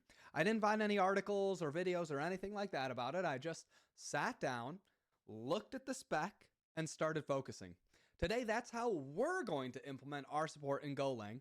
It's true that I do have some experience with the protocol, so it's a bit easier for me now than it was the first time around, but I just want to show you that it's really possible to take a specification like this, build it block by block, and end up with a working product.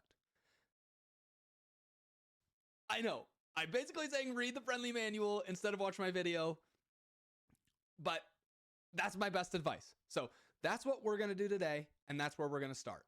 The language server protocol communicates with a protocol that is built of two main parts, a header and some content. Okay, so header and some content. So far, I mean, Teach has a good energy, so it's gonna be a good video. I kind of skimmed through it a little while ago. I think probably when he first did it. And the only problem is I'm not writing in Golang. So I'm gonna have to kind of look for methods as opposed to straight up language. You know, one for one sort of thing. So that'll be interesting. All right, let's keep watching. The header And I'm probably not going to get through all of this tonight or today. I'll probably do it in portions. Header is effectively built by containing these different header fields. The primary one of importance that we're going to deal with in this video is content length, because content type is optional. And content length says, hey, here's how many bytes are going to be in the content section of our message. Now, generally speaking, a language server communicates over standard in and standard out. But that's the transport mechanism. So don't get it confused. The protocol is messages that look like this: some content length with the amount of bytes, a carriage return in a new line, a carriage return in a new line, and then the JSON.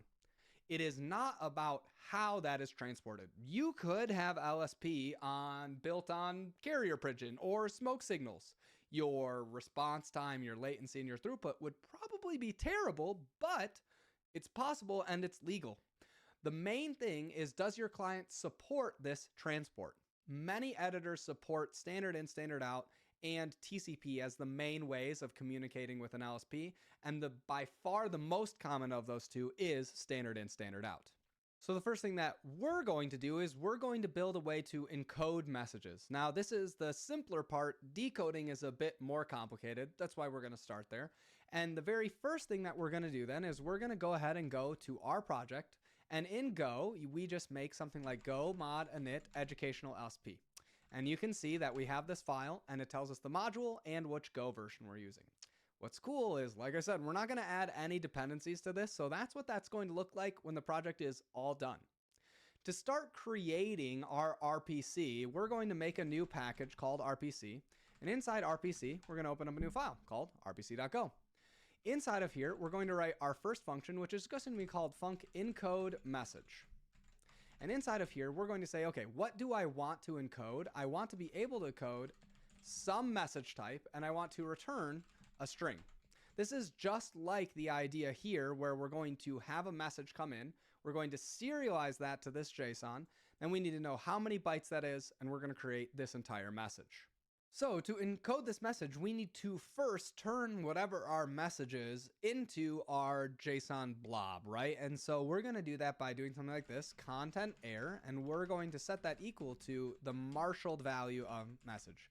This is effectively like JSON.stringify, if that's more your speed. And if we have an error here, normally we would return it. But in this case, it's kind of like if we can't encode our own messages, we are in huge trouble. We should just stop. If you were writing maybe a more serious, non-educational LSP, you might want to handle this more gracefully, but instead for us, we'll just panic with the error. And so now what we need to do, if we think back to this spec, is we need to say, okay, this is the content section. So we need to figure out how many bytes this is, and then put that right here, and otherwise just return the string. So we can do that pretty easily in Go with sprintf, which just is like string print formatted string. So it's like kind of a long way to say that, but that's okay. And so we need to say content length. We're going to say %d. That's the way that we say a number. We're going to do registered nurse, and then we're going to send these bytes here. And so we can do that by doing length of content and then the content itself. Using this, we're going to create this exact same message that we have here. But just to verify this, we'll write a simple test case to ensure that we're doing everything nice and happy here. So to write our tests, we'll just use Go's built-in test library. If you're not familiar, that's okay. We're just going to use some very basic features from it today. The simplest way to do this is we can create a new file called rpctest.go, and we can make it a package rpctest. We're going to write some function that tests encoding, and we're going to make sure that we can actually encode a simple message. Now, we can actually just write out the expected value by thinking through the specification. This isn't covering every case, but it at least gets us to have some confidence that we're on the right track.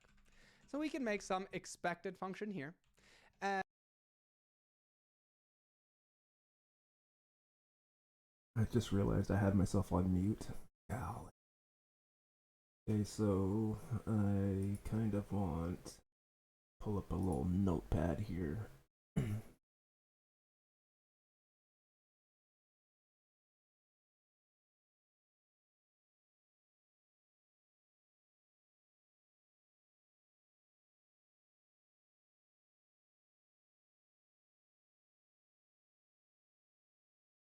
Else text.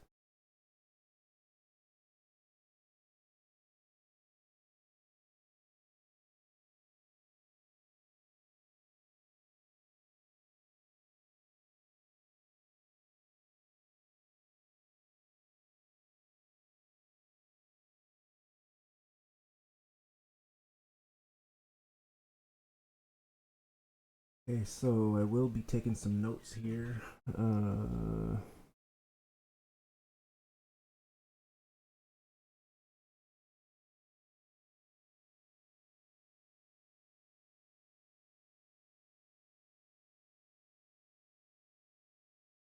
So let me go back. Want to be able to code some message type, and I want RPC. We're going to make a new package called RPC, and inside RPC, we're going to open up a new file called rpc.go.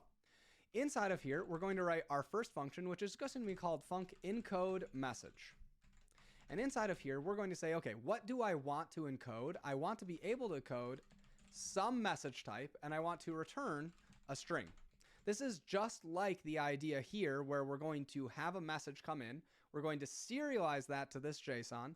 Then we need to know how many bytes that is, and we're going to create this entire message. So to encode this message, we need to first turn whatever our message is into our JSON blob, right? And so we're going to do that by doing something like this, content air, and we're going to set that equal to the marshaled value of message.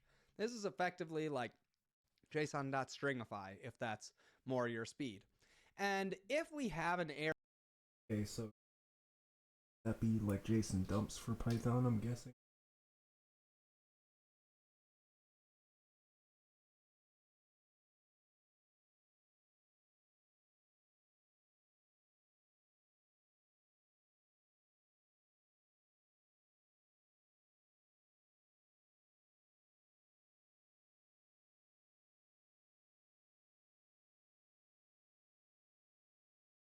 error here. Normally we would return it, but in this case, it's kind of like if we can't encode our own messages, we are in huge trouble. We should just stop. If you were writing maybe a more serious, non-educational LSP, you might want to handle this more gracefully, but instead for us, we'll just panic with the error. And so now what we need to do, if we think back to this spec, is we need to say, okay, this is the content section. So we need to figure out how many bytes this is, and then put that right here, and otherwise just return the string. So we can do that pretty easily in Go with sprintf, which just is like string print formatted string. So it's like kind of a long way to say that, but that's okay. And so we need to say content length. We're going to say %d, that's the way that we say a number. We're going to do registered nurse, and then we're going to send these bytes here. And so we can do that by doing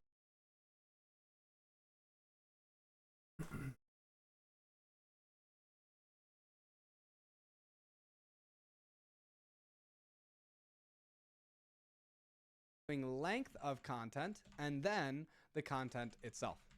Using this, we're going to create this exact same message that we have here. But just to verify this, we'll write a simple test case to ensure that we're doing everything nice and happy here. So to write our tests, we'll just use Go's built-in test library. If you're not familiar, that's okay. We're just going to use some very basic features from it today. The simplest way to do this is we can create a new file called rpctest.go, and we can make it a package rpctest. We're going to write some function that tests encoding, and we're going to make sure that we can actually encode a simple message.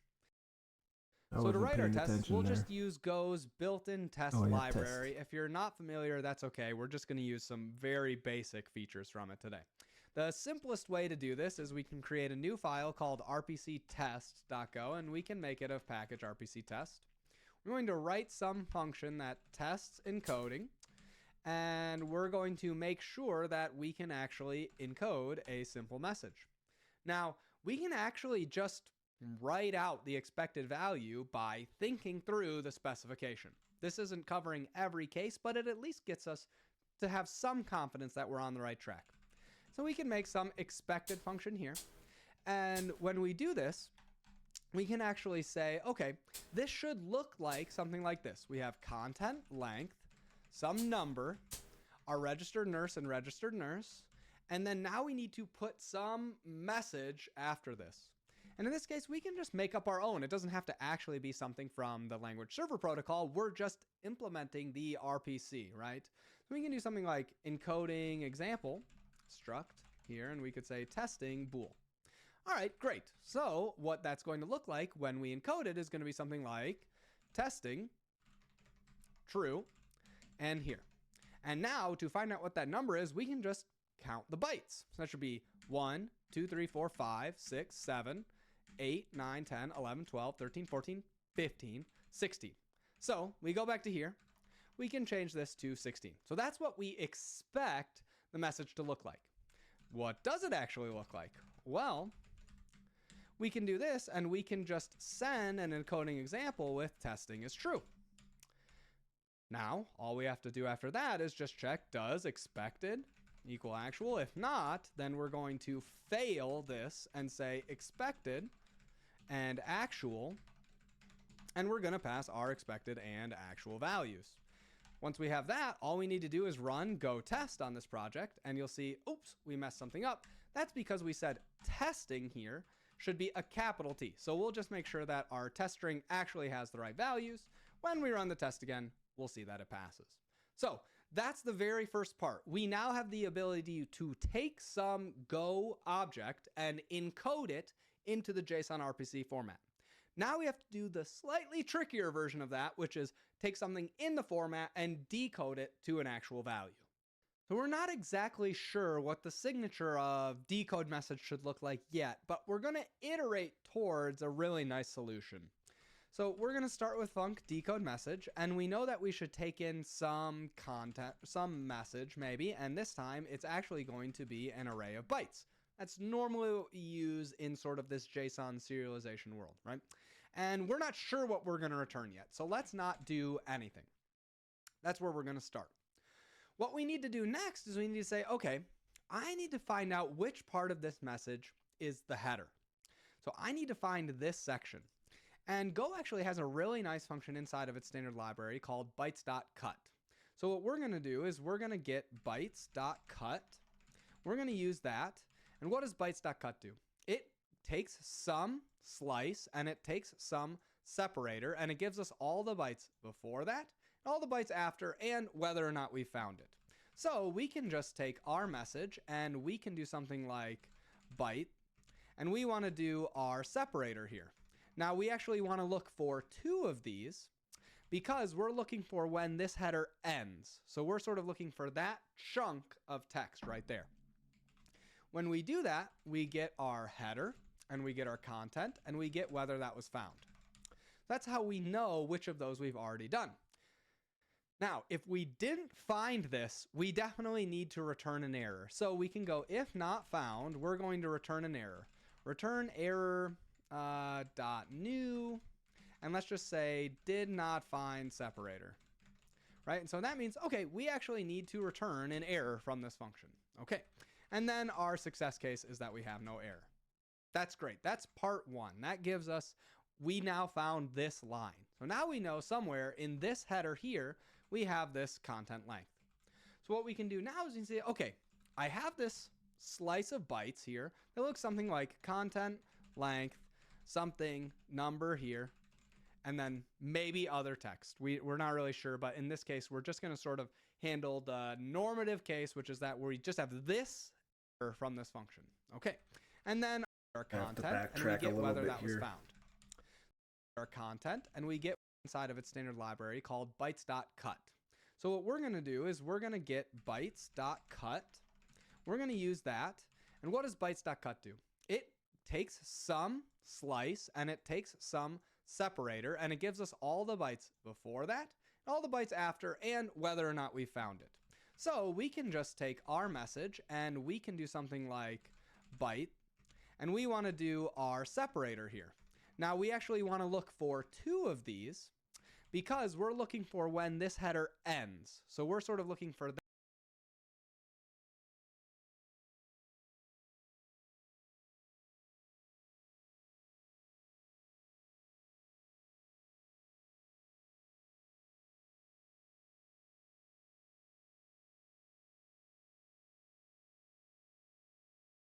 that chunk of text right there. When we do that, we get our header and we get our content and we get whether that was found. That's how we know which of those we've already done. Now, if we didn't find this, we definitely need to return an error. So we can go if not found.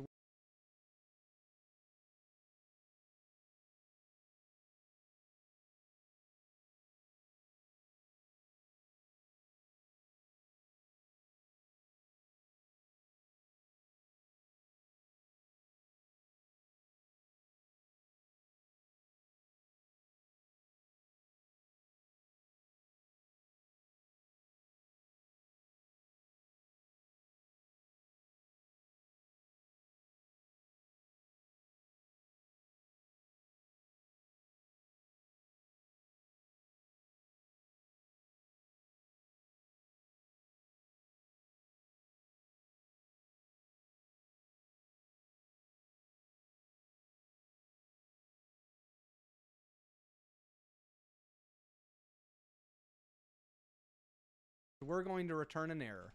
Return error dot new, and let's just say did not find separator.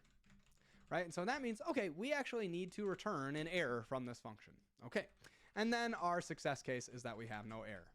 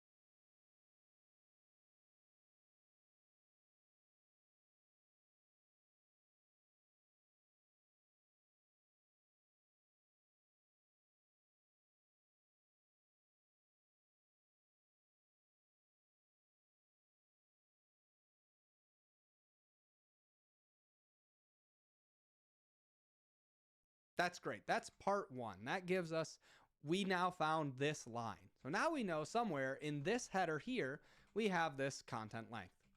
So what we can do now is we can say, okay, I have this slice of bytes here that looks something like content length, something number here, and then maybe other text. We're not really sure, but in this case, we're just going to sort of handle the normative case, which is that we just have this as our header. What we need to do next is we need to say, okay, how can I turn this into a number so I can know how many more bytes to read? Well, the first thing that we can do is we can say, okay, the content length bytes is going to look something like our header, and we want to take everything after the length of content length, colon, and the space, right? So we want to make sure we're getting everything after this section. So this is kind of like saying, okay, move us past this section here and give me to the end of that slice. All right, now we have the bytes. And what we can try and do with those bytes is we can say, can we turn those into a number? So we can do that by saying something like this, content length, and that's going to equal strconv. Now, if you're not super familiar with this is okay, but this is basically saying ASCII to integer. And what we're going to do is we're going to take those bytes, the content length bytes, and we're going to say, can please try and turn those into an integer.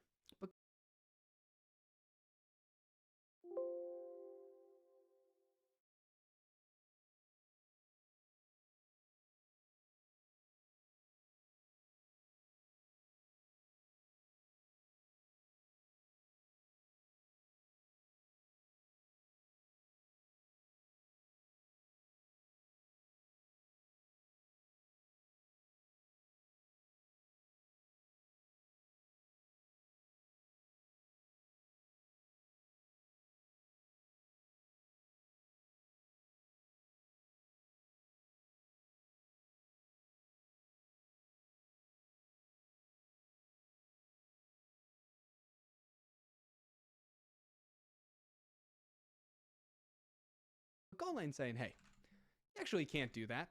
This also could possibly return an error. So we say, okay, that's fine. If we can then do, if our error is not equal to nil, then we'll just return that new error. But otherwise, now we have the actual length. We're going to need to do more in this function, but first we can just test that this is working by going up to the beginning of this function, and instead of just returning an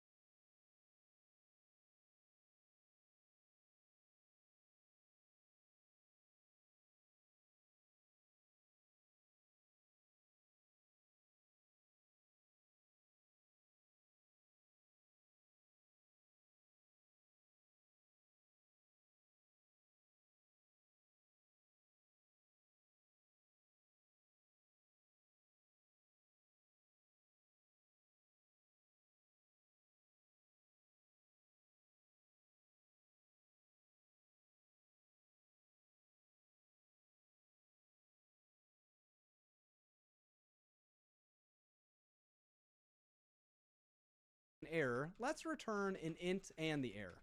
That's just saying this, so in our error cases, we'll return nothing here, and then we need to return our content length like this. We have one little error here because Golang tells us, hey, you haven't used content. That's okay. To do, we'll get to this momentarily. All right, so now what we can do is we can write a few tests, or just one test really in this case, to make sure that we're getting that actual value out of the message that we're trying to decode. To do that test, we'll just go back to our same test file that we had before, and we'll make a new function, test decode, and we'll use the same testing strategy that we were doing before. And with this, we can just actually take the same sort of message that we had here, and this is sort of like incoming message, and we're going to try and decode this and hope that we get out 16. So we can say content length, error, RPC decode message, incoming message. And to deal with this, we need to first check, okay, if error is not equal to nil, then what are we going to do? We're going to t.fatal with the error, right? So if we had some problem decoding this, then we're going to error right away. Then we also need to check, did we actually get the 16 value out that we wanted? So we can check if content length not equal 16, then we're going to do t.fatalf, and we're going to say expected 16 got content length, and then otherwise this passes. And ideally, if we wrote this correctly, we're going to see perfect. We passed this test as well. So now we're able to get out the content length, but probably should do something with the content itself. But the question we need to be asking ourselves now is, what are we going to do with the content? Now, we're going to do quite a bit later, but the main thing we need to be focusing on right now is this method key inside of the JSON struct. Every single one of the messages that we send or receive will always have this method, and we're sort of going to index off of that to decide what else to do. If we get a message that says, hey, a text document updated, then we need to update our internal state representing that text document, and we'll need to encode and decode differently. So the primary next goal that we need to do is we need to say, okay, how do we pull out that method from the content? Great question. What we're going to do here is we need to create some type of base message. And normally this has JSON RPC2, which we don't care about. And sometimes it has ID and sometimes it params. The only one we care about right now is method. And so what we can do is we can create a new type, and we'll just call it base message. And the only thing we care about is this method string, and we can tell Go to look for that inside of a lowercase m method field. We're going to try and unmarshal that, right? That's sort of the opposite of marshal, which you can kind of think of like of string or whatever other sort of common pattern you're used to. So what we're going to do here is we're going to say base message. We're going to try and encode this, or decode this, sorry. And we're going to do something like this, JSON unmarshal, and we're going to say base message. And then if the error is not equal to nil, we're going to return this error. Otherwise, now we have, oh, and of course we need to actually pass the content. So this would be content up until the content length, right? So this is sort of the first content length bytes. We can get rid of this now. And now if we do this, this means we know for sure that we've actually unpacked this message, but we're not doing anything with it. We should inform the caller of what this method is. And so we can go here and we can say, all right, let's do base message dot method, and we're going to return that. And we say, okay, well now we need to actually update the return type so all the other places handle this. True. We can go up to the top of this function here, and we can go here and we're going to say we're going to return a string as well. And now it says we don't have enough arguments, so we're going to go handle all of those and make sure that everything's happy. When we go back to our test, we're going to need to update our test because now this is going to be saying method. Unfortunately, the example one that we did before with testing doesn't have a method field. So let's just go ahead and change what we have here to say method. And that's, I think, one character short of testing. T-E-S-T-I-N-G. Yep, and method, yes. So we need to decrement this by 1 and go to our 16 here and decrement this. And now we need to say if method not equal to, we probably shouldn't say true because that doesn't really make any sense. We'll say hi because that's the same amount of characters. Method not equal to hi, then we're going to t.fatalf expected hi got here. And we can check and make sure that that works just fine. We run back to our go test. We run the test for this and everything passes. So that's wonderful. We're able to now unmarshal or decode if you want, right, that message and the correct length and find out what the method is. Later, like I said, we're going to be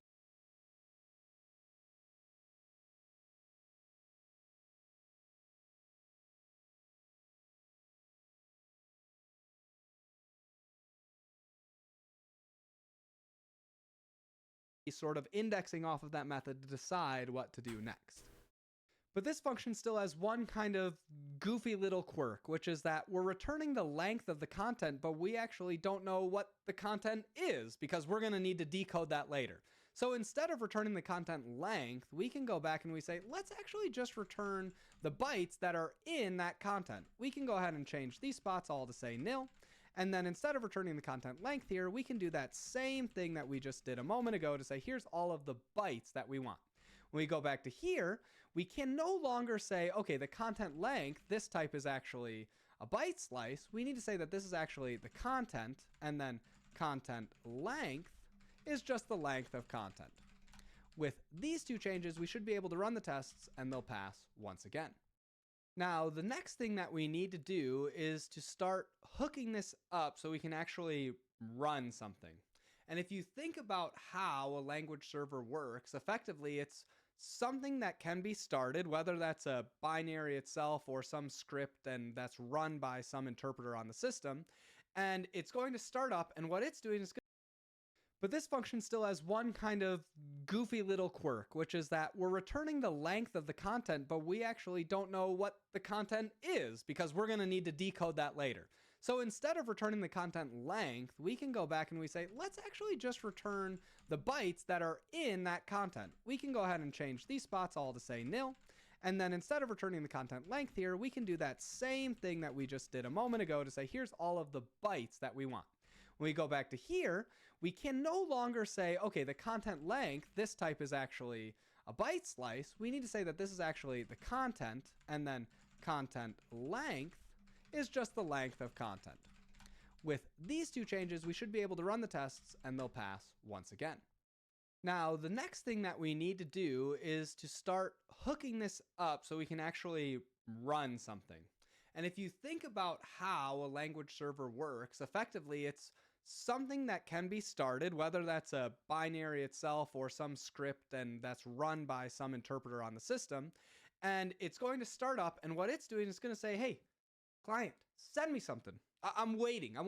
It's going to wait, and it's going to get a message back. And once it gets that message back, it's going to reply or send notifications or do whatever it is. Okay, so that's a lot of information so far. Holy smokes.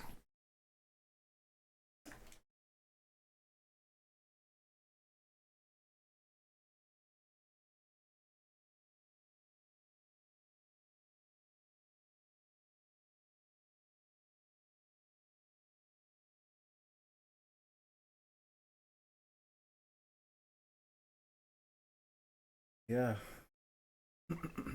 20 minutes in, post. A lot of info. He covered a lot. Gonna be have detailed it time I get done. But gonna be a lot of even more research trying to translate it to Python. I probably should just look for a Python LSP tutorial, but I wanted to watch a Teach DeVries. I like his content. But yeah. We will continue. Here we go.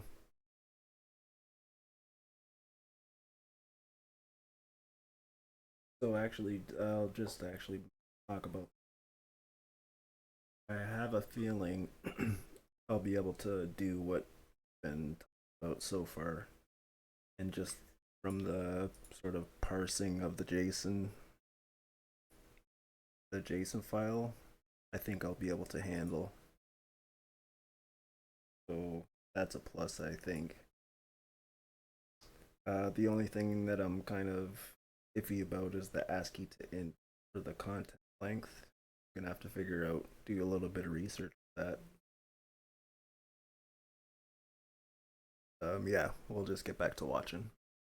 So the next thing we need to do is we need to create an executable in Go, and then we need to be able to start listening for messages. We're not going to do anything interesting with them yet, but we're just going to be sort of like waiting on the line and listening and listening and listening. And we'll just maybe add some logging so we can actually see that those messages are coming in. So the way that we're going to do that is we're going to make a new executable in Go by opening main.go. We'll create a new package main and a new function main that we're going to use. Inside of here, we can just double check that everything's working right by printing out hi, and we can run this with go run main.go. You see that we got our hi. Great. So we need to now build that sort of main, I'll say event loop, even though that's not really what we're doing, right? We're effectively just saying, hey, I want to keep on reading from standard in until I get a new message, and then I want to handle that message, okay? And that would look something like this. We could have some function here, handle message, and we're not sure what we're going to pass here right now, so we'll just say any, and we don't know what it wants to return, okay? And we basically need some way to say, okay,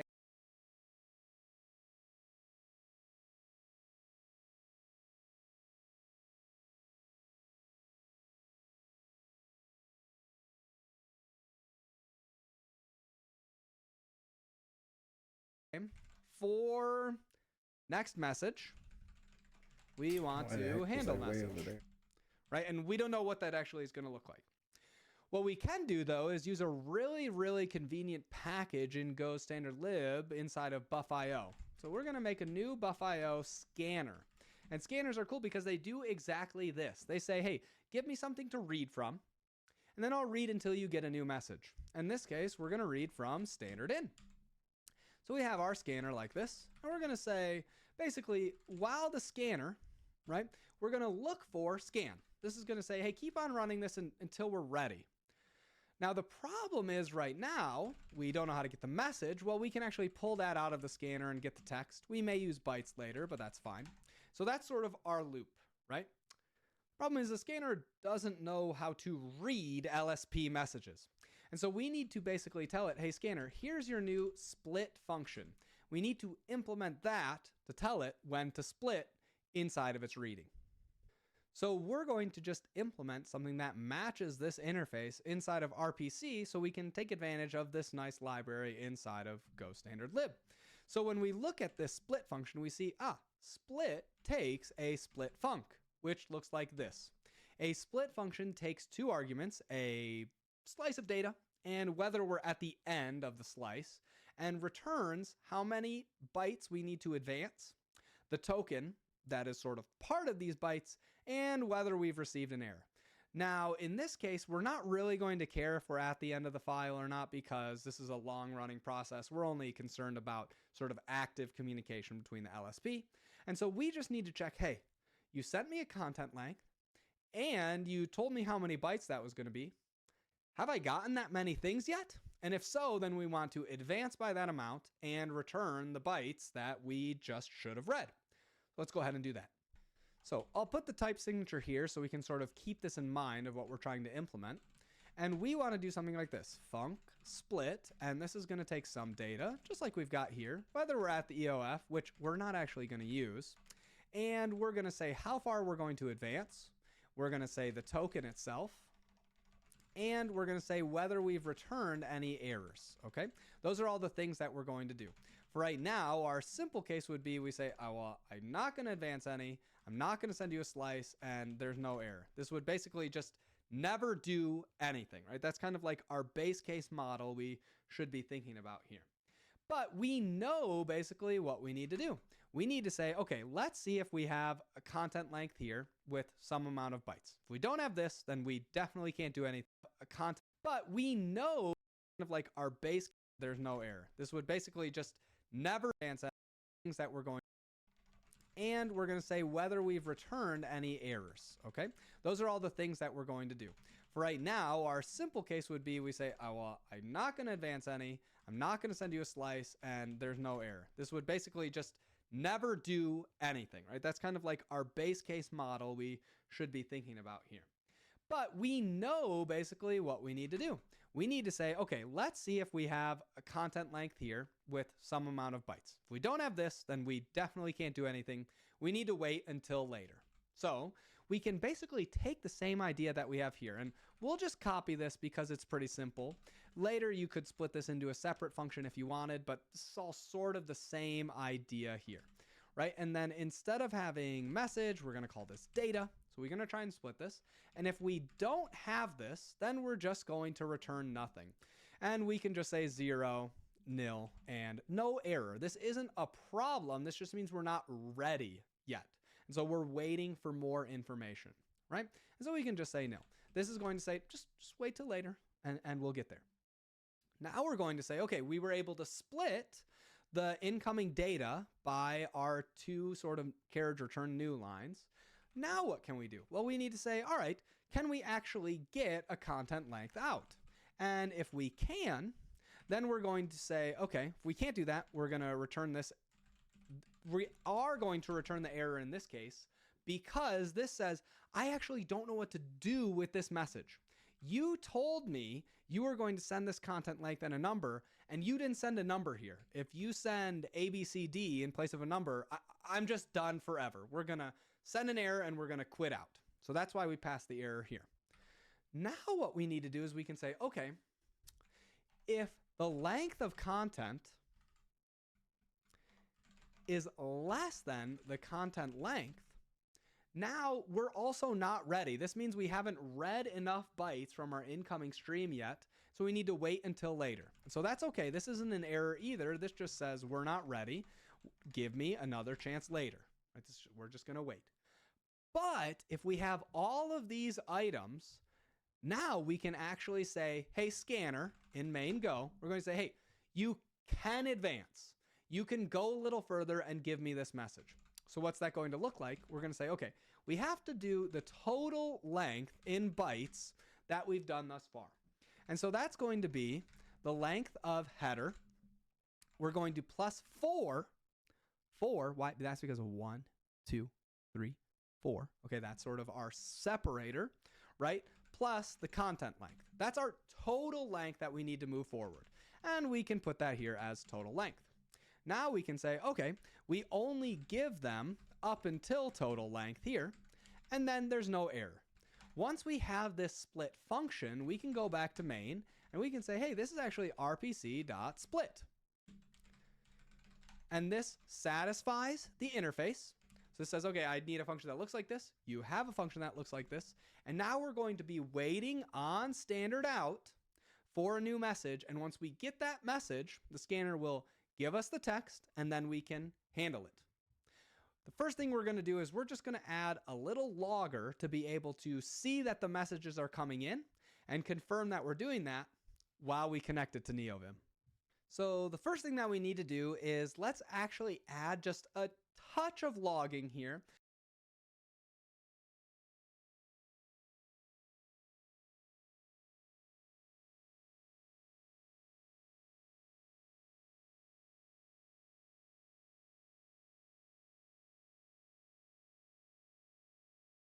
Which will allow us to make sure that we're writing to a file when we want to log something, because we can't print to standard out. That's the channel that we're using to communicate with our client.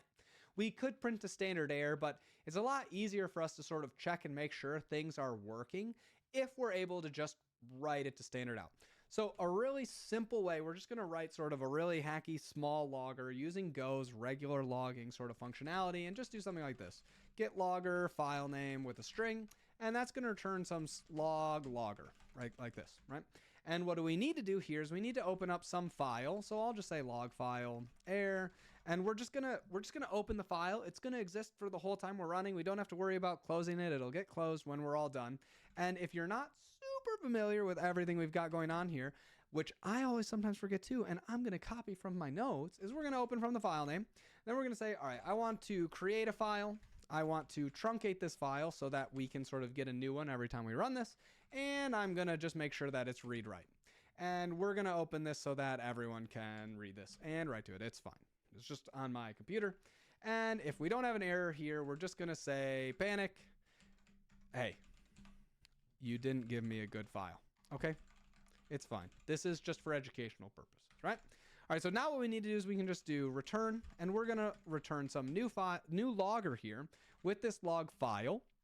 And then we're gonna say, all right, this is like education LSP, classic, really easy to say. And we're gonna log some stuff like the date and the time, just so we know that we're sort of like getting updated stuff here. And we're gonna shorten the file, okay? So this is sort of just like a really quick and dirty logger that we can do so that we can instead go back to main here, and we can go something like, hey, I wanna get a logger. And I'll just do get logger here. And for me, I'll just put it at home, TJ DeVries. We'll just put it inside of this project, educational SP, and we'll just put it as log.txt. Okay. So that's sort of like the logger that we're going to use. And now we can do something like logger.info or log or print, I guess, sorry, print line. And we'll say, hey, I started. Okay. So now if we run this with like go run main.go, we should be able to see in our log.txt, it should say, hey, I started. That's great. Okay, so this is where we're going to print a bunch of our information from the LSP to confirm that things are working before we actually know what to do with handling messages. So like I said, we don't actually know what to do to handle the message. So for now, we'll just say that this can be any message, and we'll just make sure we also pass in the logger so that we can actually use this logger inside of here. We'll pass our logger like this, and we'll just say that we got a new message. So we can say logger.println, and we can just put the message here. This will make sure that every time we get a message, we just print that we got something. Later, we'll sort of trim this up, but this at least lets us know, hey, are we decoding messages and then passing them forward correctly through our scanner? So the next step is let's connect this to NeoVim and see what happens. So connecting this to NeoVim is actually super easy. We just need to create a new file that's going to get loaded when we start NeoVim. And we want to tell NeoVim, hey, can you just like start something? This will make sure that we're actually able to start the LSP that we want, because remember, a language server is controlled by the actual editor. Okay, it doesn't just start up on its own, generally speaking. So we need to tell NeoVim, hey, can you start this client? And we need to do something. So first we need to tell NeoVim, hey, here's where you can find this thing. And for me, that's just going to be home, TJ DeVries, just like we had before, education LSP, and it's just main, okay? We're going to build it as main, and that's fine. That's the command that you need to run to start this. If this was written in JavaScript or something, then you would have no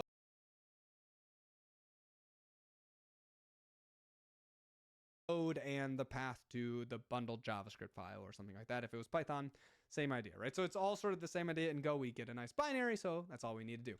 We can also tell it a name, which is pretty nice, and we'll just call it educational SP, just so that's easier to sort of track. And then for NeoVim, we also want to do something like require using an onAttach. And for me, I've got an onAttach function already. And there's nothing too crazy about that part, but this just lets me use my key bindings, okay? And we can ignore the error that we've got here. So what this does is says, okay, I've got some client here. If not client, then I'm just going to return here. I'm not going to try and do anything else. And we'll just let me know, hey, you didn't do the client thing good.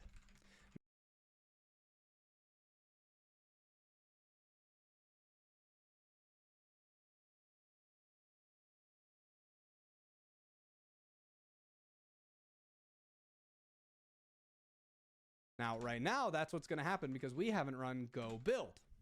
Now we should have a main file right here, right? This is an executable that we can run. When we run like this, main, it's going to try and do something, okay? Now, it's not super exciting yet, but that's okay. We're going to actually do something exciting with it soon. The only other thing we need to do for NeoVim here is we need to tell it, hey, I want to connect for something. So in this case, we can just do something simple and we'll say, we want you to connect when you're doing markdown files. And there's nothing too crazy here. If you're not a NeoVim fan, you can just close your eyes for a second and pretend this is JSON config or something like that. Pattern is markdown. So this is going to say, hey, when you have a markdown file, what do I want you to do? Well, I want you to go like this.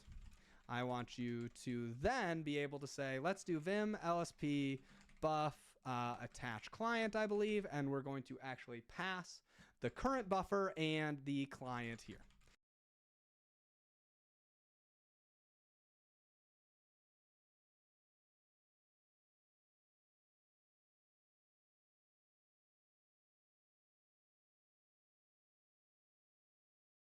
Okay, so this basically says, all right, I want to, whenever I open a markdown file, I want to smush this LSP and that file together.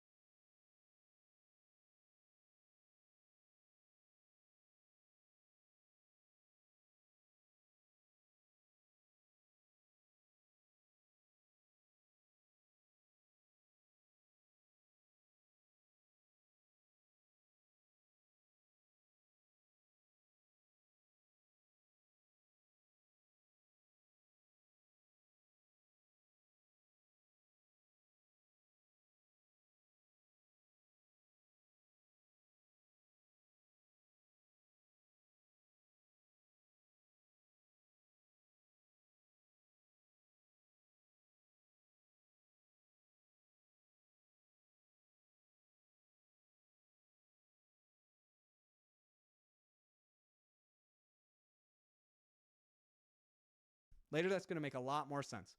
And we can test this right now by opening up. We can just go ahead and go to our same spot, and we'll open up the README file. And what we should see here is that now, we have our very first message, right? It says, hey, I started. And now here's the message that we received from NeoVim. They're thinking, how do we know what this message means? We're going to go back to the spec. So now that we are receiving messages, we can actually try and do something interesting with them, which is really exciting. So what we're going to do is we're going to go to the spec. We're going to check out this idea of what is the server lifecycle? What is going to happen? And what we see here is the very first message we're going to get is an initialize request. Okay, well, one, I don't know what a request means, so we're going to need to handle that. But we can see in our log right here, sure enough, the very first thing we get is this method initialize. So we're already seeing, right, NeoVim is sending the messages as described by the lifecycle right here.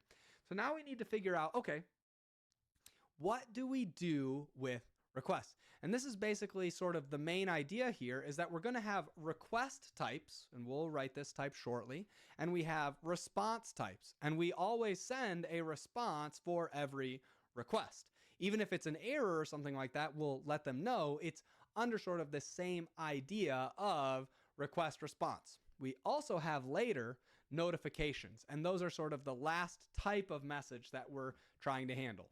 So let's write out a few of these structs in Go so that we can start trying to unpack, right, to decode these messages into proper Go types that we can work with. We're going to make a new package now because this is not specific to JSON RPC. We're actually now going to do things specific to LSP, right? So we're sort of splitting out this idea that we have this way of sending length encoded JSON messages. That's sort of just like the protocol sort of base layer. But now we're going to start building things on top of that. That's the LSP, the language server protocol itself. So let's make a new package called LSP. And inside of here, we'll just call something like message go.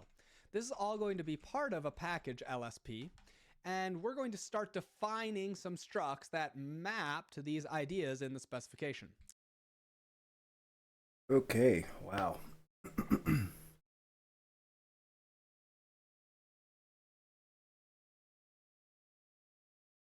More information. Let me tell you what. So,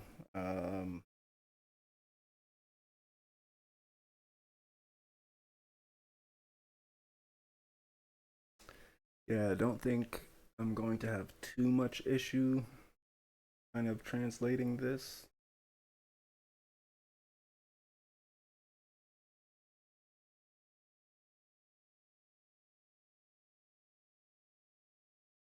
It's just gonna take some time, and I still got another hour and a half to go. Oh boy, yeah, I don't think I'll get all the way through the video today, but it'll give me time to sort of tinker around and get things set up. But I will be back in just a minute and we'll just keep watching, taking notes.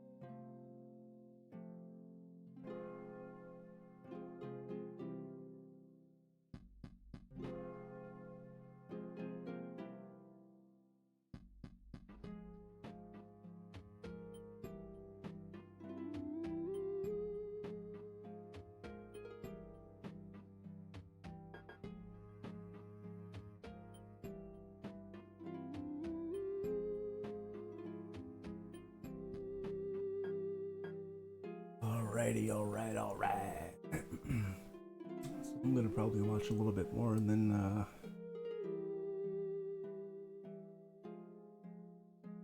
but you know what, I think I'm gonna just call the stream. And yeah, I was going to just keep taking notes, but something I could probably do off stream. So yeah, until the next one, folks, thanks for watching if you happen to tune in, and hopefully we'll have this LSP hooked up, color correct.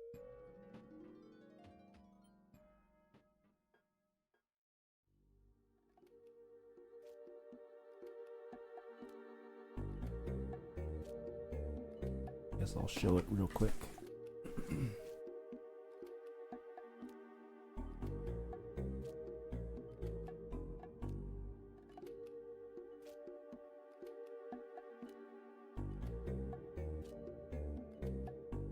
So, as you can see, I still have to get it opening, like loading with colors, but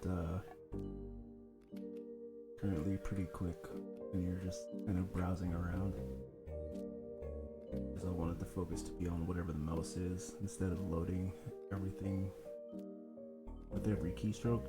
So yeah, that is where we are at now, and yeah, so hopefully we can get the LSP hooked up and get some auto indenting and some code correction and error handling going on, and we'll